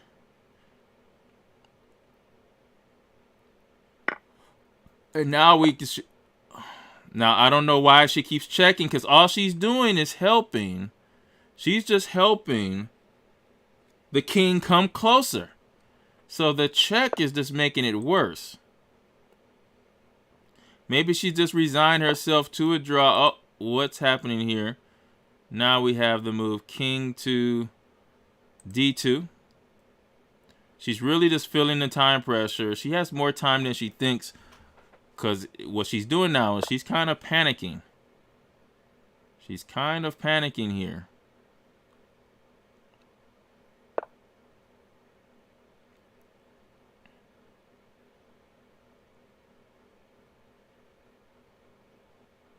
If king e5, then that's a big mistake, because a knight to f5 and you win the g-pawn. But if I was black, I would literally go king f3, make her commit to trading the knight or sacrificing the knight for the passed pawn. And it probably will become a draw now. I think it was a point where white was definitely better and could have won all the pawns without a problem. But what she did is she checked black's king and helped black's king come to a dominant position.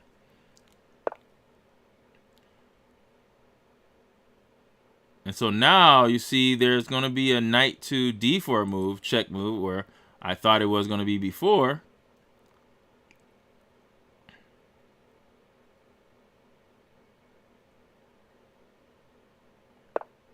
There it goes. And then in order to keep your knight, you're going to have to go king d2. There is a knight f3 move as well.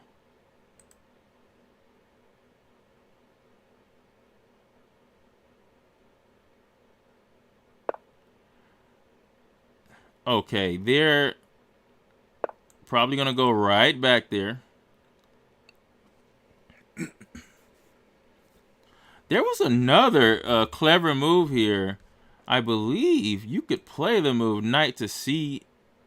Because if king takes c2, king takes c2, that's going to be winning. And if knight takes c2, you can push. And that knight can't catch the passed pawn. But another check. 15 seconds for Circus Master. Soon as this game is over, we will be going into our 15-minute break before our final round. 10 seconds for Circus Master. She just has to go back. Oh, she does it differently here.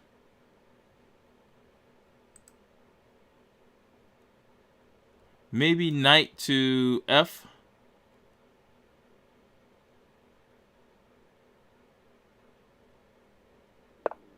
Now, I wonder if she could stop this pawn. That's the key. Can she stop that pawn from queening? She needs to do something. So she is going to come over. She has to come over now. And if she could stop that pawn, then she's going to draw the game by pushing these pawns forward. She has to come over. Now, black would make a mistake by going here, because that's just a big draw. But I don't think black has a choice. So white should be able to draw this game. Now, what she missed is she should not have attacked the pawn now. She needed to get these pawns rolling right away. Oh, and look what he did. He had to go over to the other side of the board. He should not have tried to protect this pawn here, but still should be able to draw. Oh, and she blunders again. She did not have to take the pawn right now. That was a big blunder. She did not have to take the pawn right now. Now, I see that. No, that is going to be a problem. That's going to be a problem there. Or maybe it won't. Maybe it won't here. Maybe it won't. Oh, he took the pawn. He probably should have pushed on a5.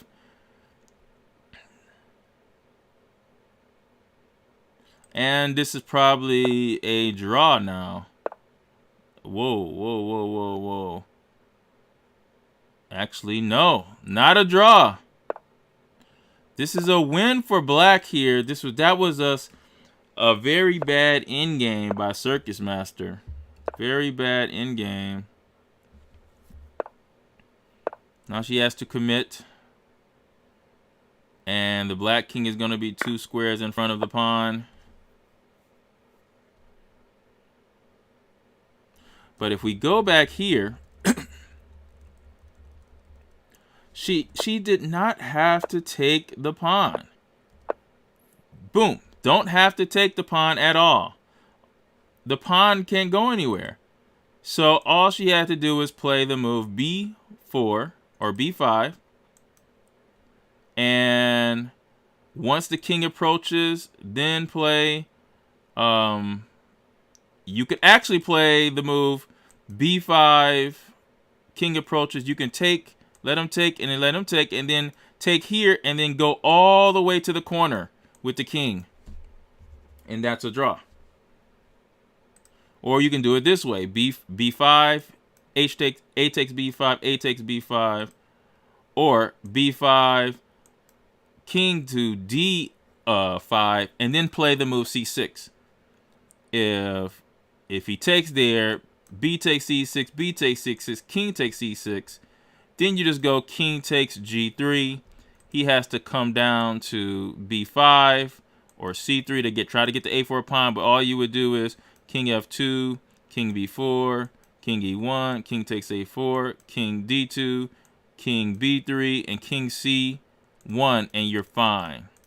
Once you get to c1, it's a draw because it will be a rook pawn.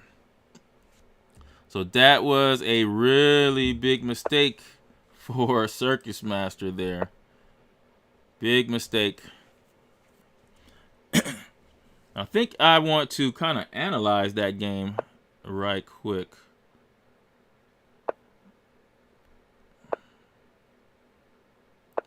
Now, Circus Master could resign here. She's hoping for some stalemate.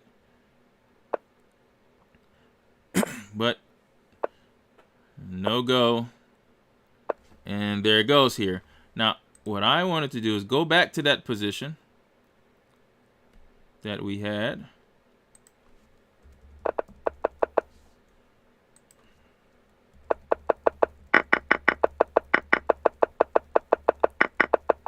In the end game.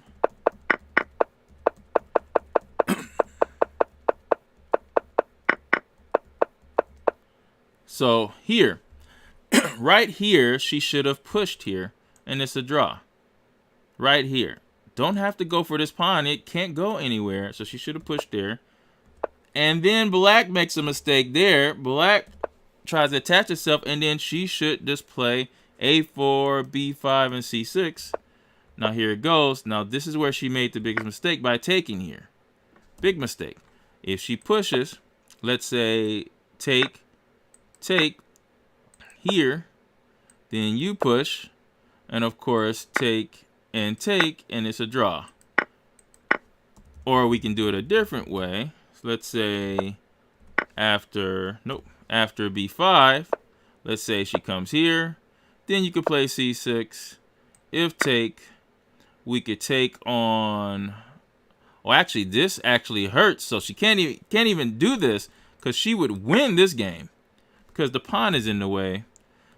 So what we would have to do is, no, actually that would be winning. So Super Chester would have to take here. And coming up, and even if here we take here, yeah, this would just have to be a trade, and then there you go. The game is a draw. So anyway, that's the end of the third round, or the fourth round. We're going into our last round. Coming up. Let's refresh the standings here. Okay. All right, we still have Checkmate Chess 321 is leading the tournament with 4 points, undefeated. A Hill is right behind it with 3.5. points. And Super Chester has 3 points. 10th has 3 points as well. Big time for 10th to win that last game. Pranav KB has 3. Hidden Forest has 3.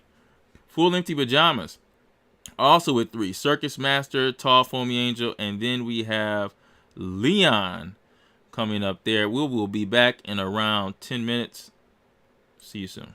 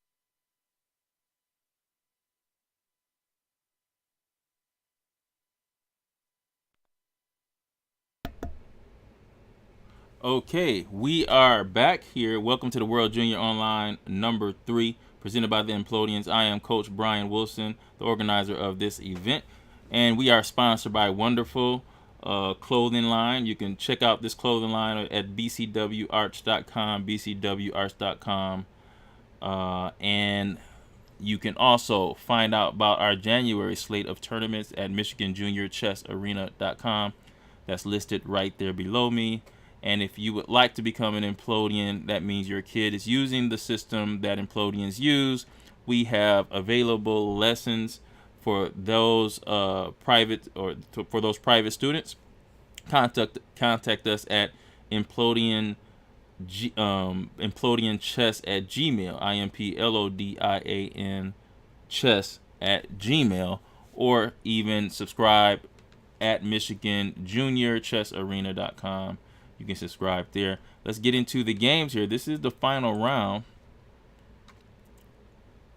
And our number one game here is A Hill 2020-21 versus the 1700 Checkmate Chess 3-1.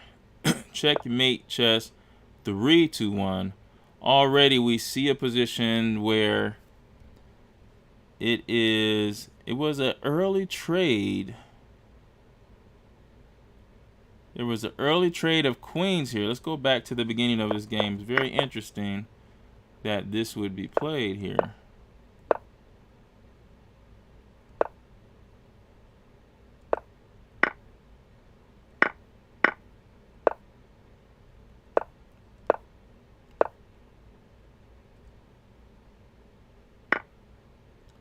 And here you see this move, knight takes e5.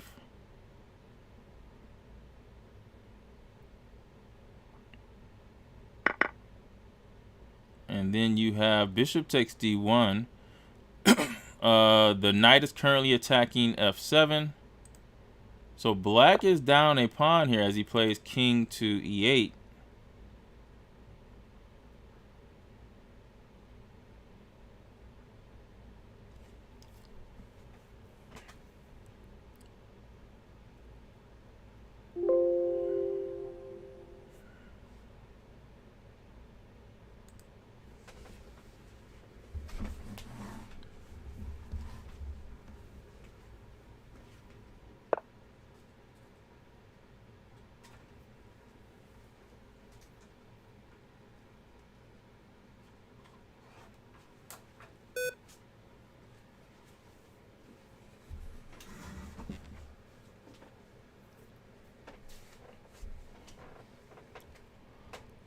All right, we see the move b3.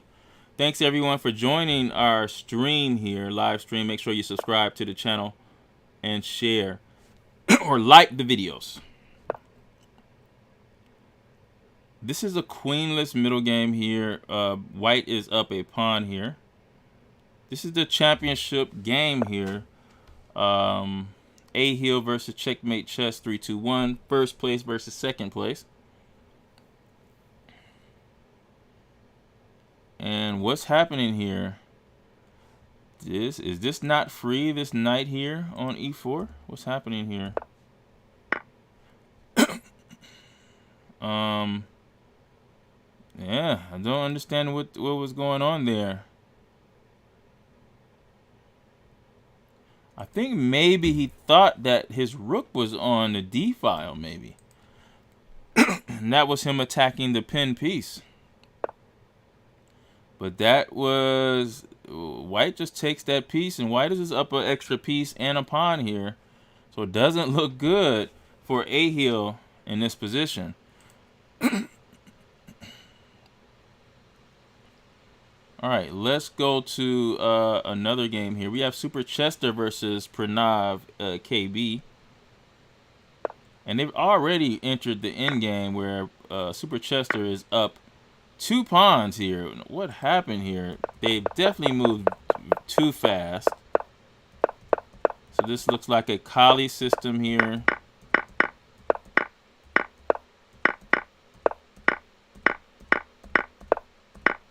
And there you go. You got a rook on the 7th rank. some weaknesses on f7 and f5. There is the attack on the weakness on f7. There's another pawn gone. He takes that, and then he just starts to trade off, wins another pawn, and that's how it all begins. And then there's a pass pawn here, and then there's a queen. And Super Chester is going to go ahead and win this game here, which is going to give Super Chester a shot at second place again. Now, he won't have the first place because it looks like Checkmate is going to win first place. But Super Chester has won second place in the last 2 World Junior Online tournaments, I believe, as he's going to deliver mate with Rook D1. And here, if we look at the standings here, Super Chester has 4 points. If A-Hill does not win that game, Super Chester will be sitting really nice with 4 points there. Now, it is 3 players behind him with 3 points. I'm sorry, no. 4 players behind him with 3 points. So, no. I'm sorry. Pranav is ended. So, yes, it's 3 players behind him with 4 points. It doesn't look good for A-Hill to make an upset here. Let's look at Full Empty Pajamas in Hidden Forest. These are 2 Implodians that have played each other a couple times. You see the lifetime score between these 2 online is Hidden Forest has 2 wins to Full Empty Pajamas 1. So Hidden Forest has had the best out of the matchup by 1 game.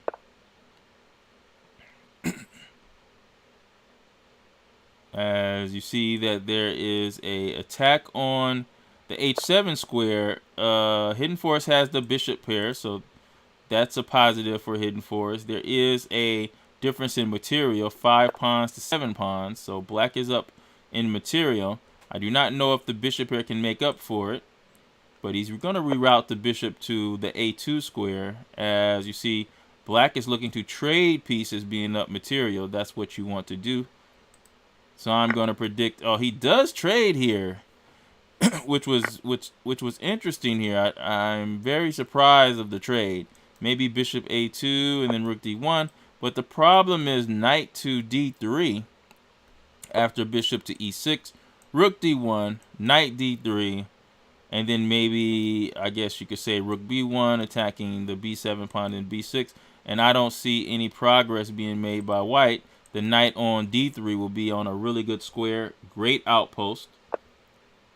Plays rook b1 first. There's the b6 move. And then maybe that's what he wants to do. He's now going to play the move rook to b5. Rook to b5. And actually now he might be doing something here. You're going to get rook d8.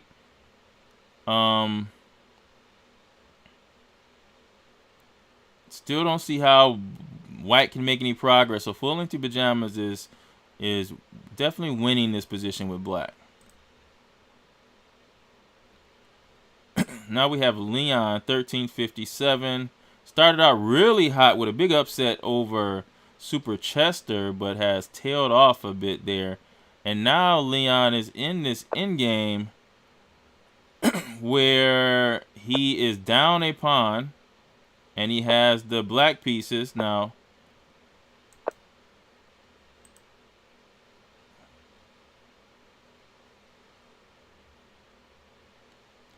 we should expect the move c4. But I wonder if we could... Oh, no. Okay.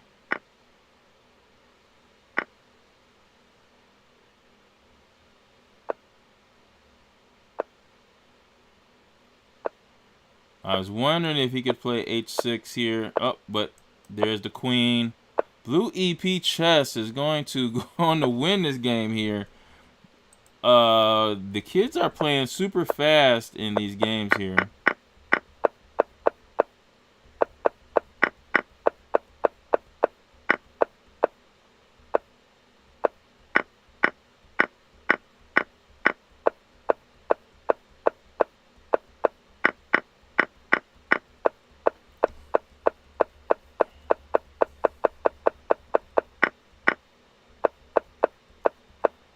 And I'm looking at the game. I don't see what happened to Leon here, who has white. Oh, it's the pass pawn that's the biggest problem here.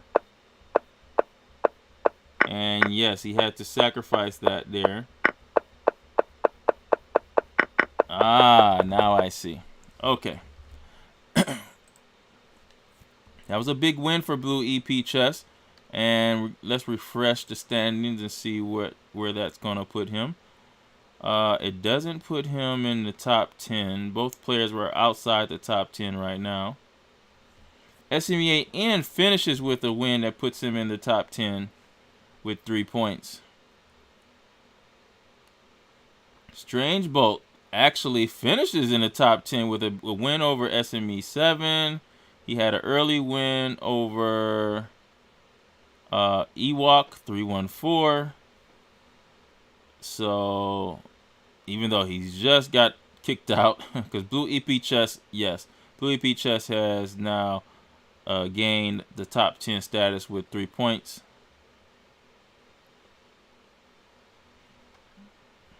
Okay, let's look at 10/10 versus Circus Master. This is it's 10. The move is white to move. Circus Master has 2 extra pawns, so this is clearly winning for black. But I will say, if white can keep the queens on the board, the bishops could actually prove useful. Let's say make the move queen to g2,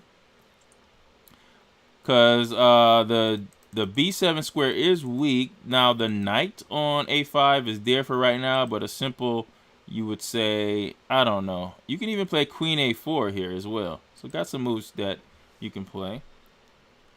Queen a4 could be played here, but I like queen to g2. Oh, I do see there is a rook to, or, okay, so there is going to be a queen takes c2. So this takes some thought here.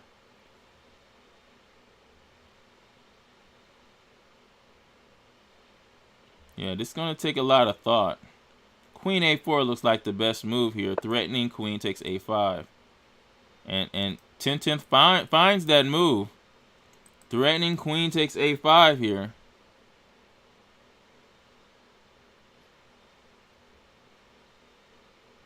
And it's a hard move because if black tries to defend the knight with the queen on f5 by moving the bishop, let's say, to d6, there is a skewer or a fork hitting the rook, the queen, and the knight on a5.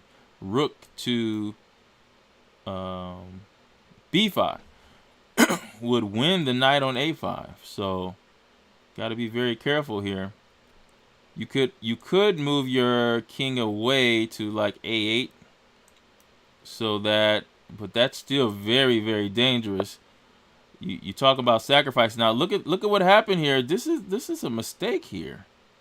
Queen takes. Oh, but I see what's happening here. Not a mistake, a vicious tactic, because if queen takes a5, there will be the move rook to d1 check. Then there's forces, rook takes d1, queen takes d1, and then the pawn can take the queen. So that's an excellent defensive move mixed with offense at the same time from Circus Master.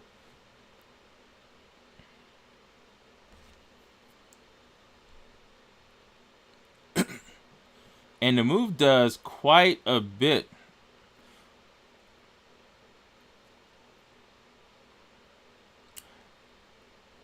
I don't know, maybe you could even play the move bishop to, now bishop to a or f1. That stops the check on rook d1.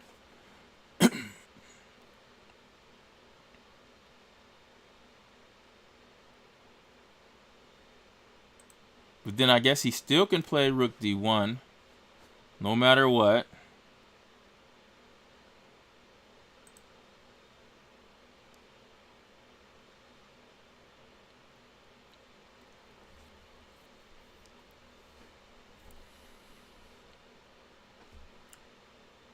Okay, so this game is going to be pretty interesting here. Let's go to another game here. Let's refresh this. We have 4 games left.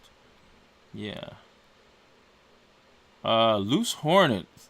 It's been a minute since we've seen any of Loose Hornets game against Tall Foamy and Angel.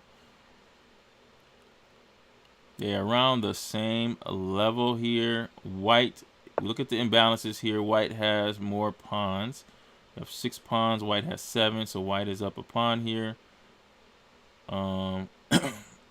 White has the knight on g6 pin, threatening to play h5, attacking the pin piece again.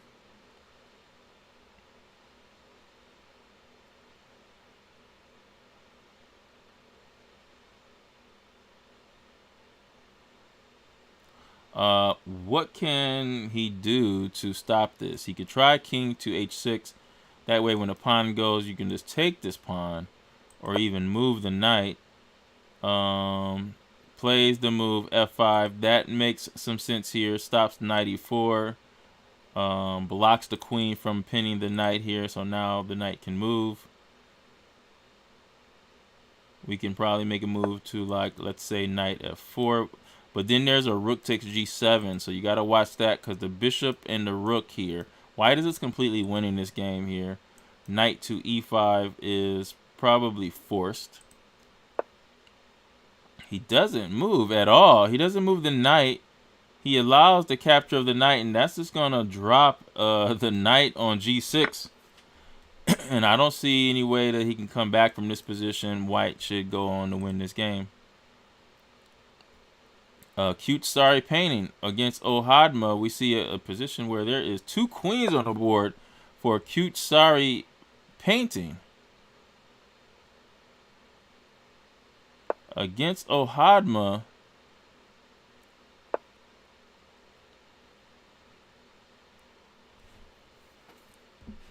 and not only that, there's a knight as well. So Cute Sorry Painting is definitely winning this game here. As you see, there's a trade of pieces here. And this is just a win here. Full Empty Pajamas versus Hidden Forest.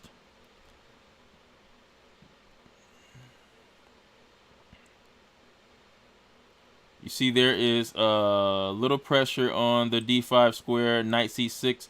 Hidden Forest rook is being attacked by the knight here on d4. The time is 10 minutes. 10 minutes to about 5 minutes.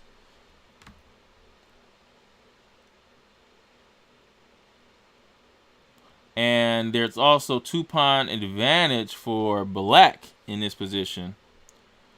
So black is winning here, but has to be careful because there is currently a campaign to surround the pawn on d5. The pawn is backward. A backwards pawn is a pawn that has no pawns that can guard it, but it's guarding another pawn in front of it. So that's what makes it backwards. It's behind the e4 pawn. The e4 pawn is here, and it's backward.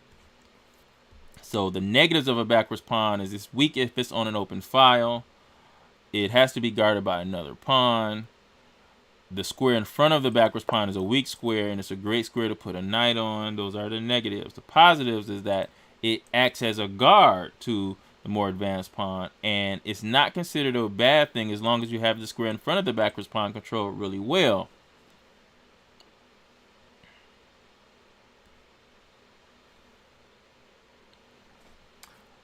And we are looking at Full Empty Pajamas and Hidden Forest here. This is going to be a barn burning game. Let's go back to the standings. I'm going to go ahead and announce that Checkmate Chess is our World Junior Online #3 champion. First time playing in the World Junior Online tournament. Congratulations to Checkmate Chess. And that's after we get the fair play assessment in a couple days, guys. Once I get that fair play assessment, that means there's no accounts flagged. There's play was fair.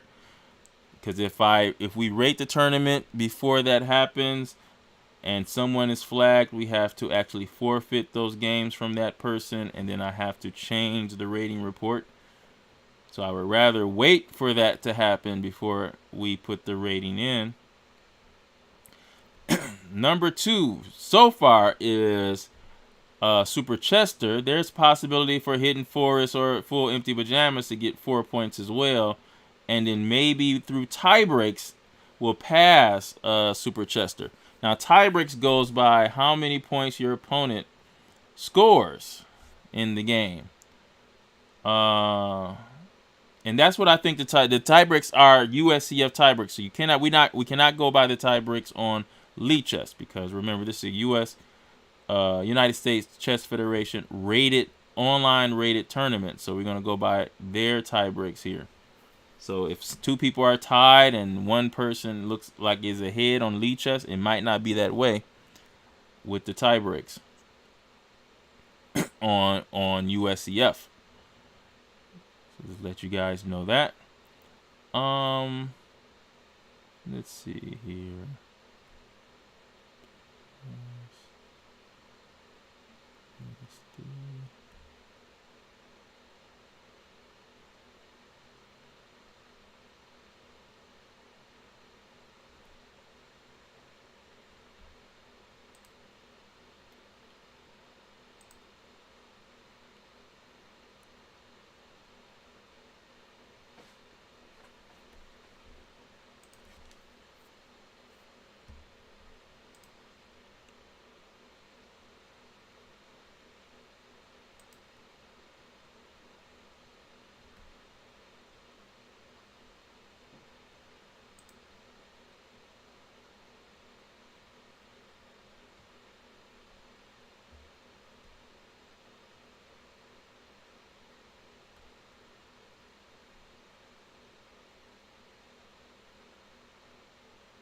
Okay, that's exactly what the tie breaks are. And I believe these are the same tie breaks as the USCF. So I just kind of, what I did there, guys, is counted how many victories each player's opponents had. And so when we see this 11.5, that shows that if you add up all the victories of Checkmate Chess 321's opponents, they will equal 11.5.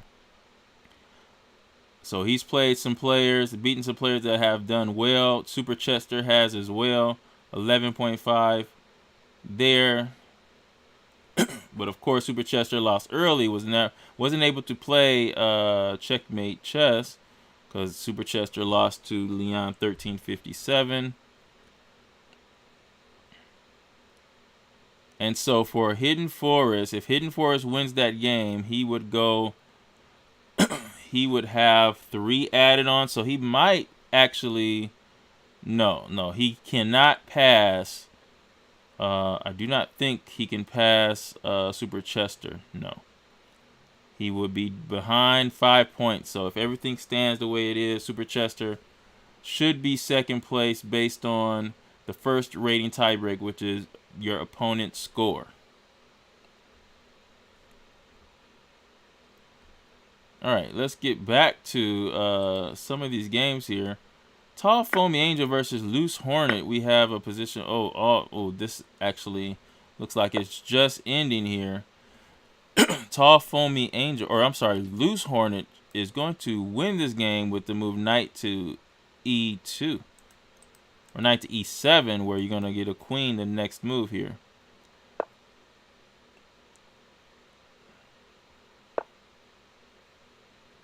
Okay, so black is just going, looks like it's just going for it, I guess, checkmate.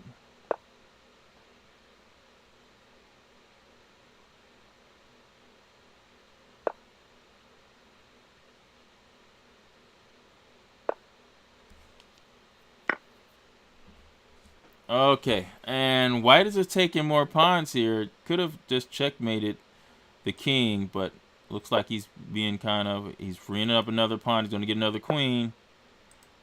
Here comes the pawn here. This is just easily winning for Loose Hornet.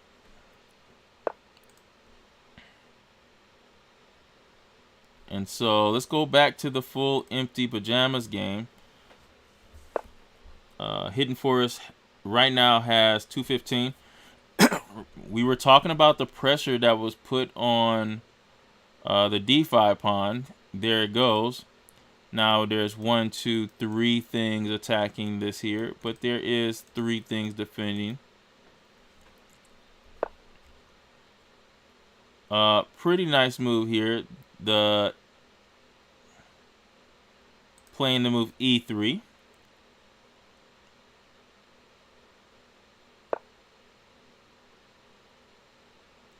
And still keeping the pressure on. We might be seeing the move d4, and black is using the extra pawns really well. Once these two pawns, these would be two connected pass pawns there, very dangerous. And Full Lengthy Pajamas is in control over this game. No longer is there a backwards pawn on the board that he has to be worried about. Now I will say this pawn on e5 is backwards currently.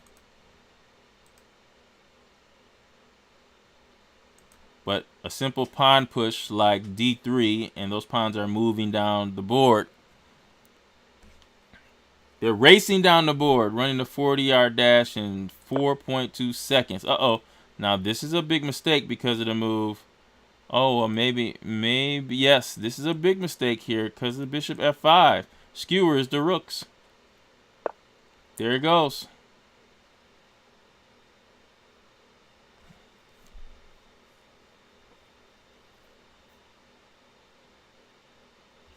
And I actually don't see how you can save one of them. You're probably just going to have to give up one for a pawn. But that's it. And I think that might be the last game. Yep, this is the last game of the championship.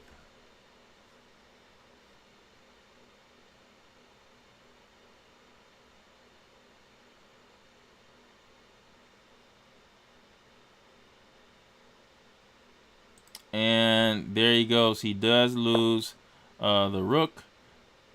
There's a check here.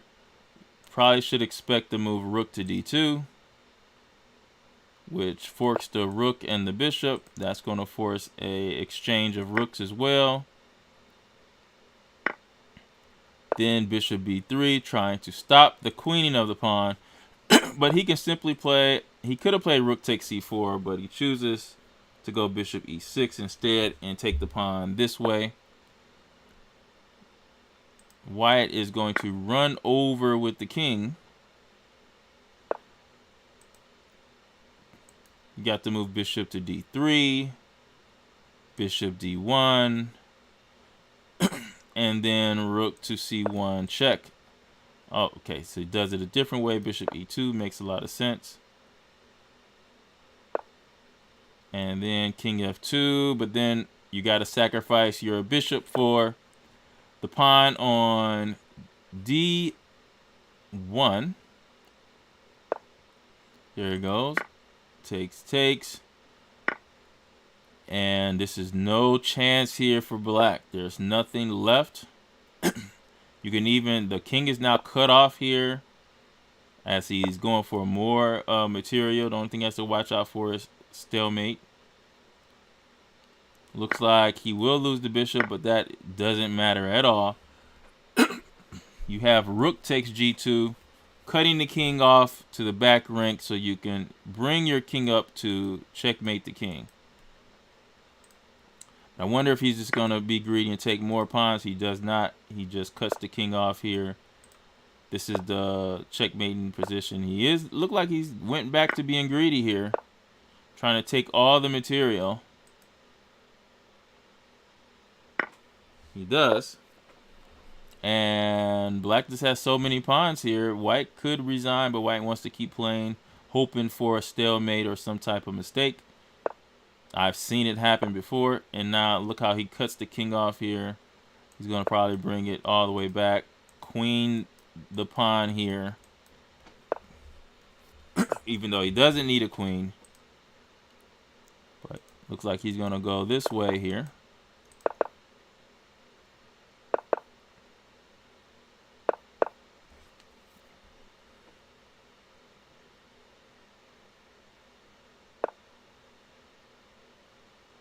All right, and he's just cutting the king off.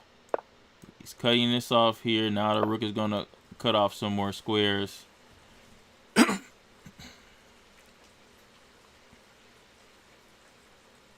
He has the move. Oh, he missed it. He had queen c3 check, which would have been a staircase checkmate.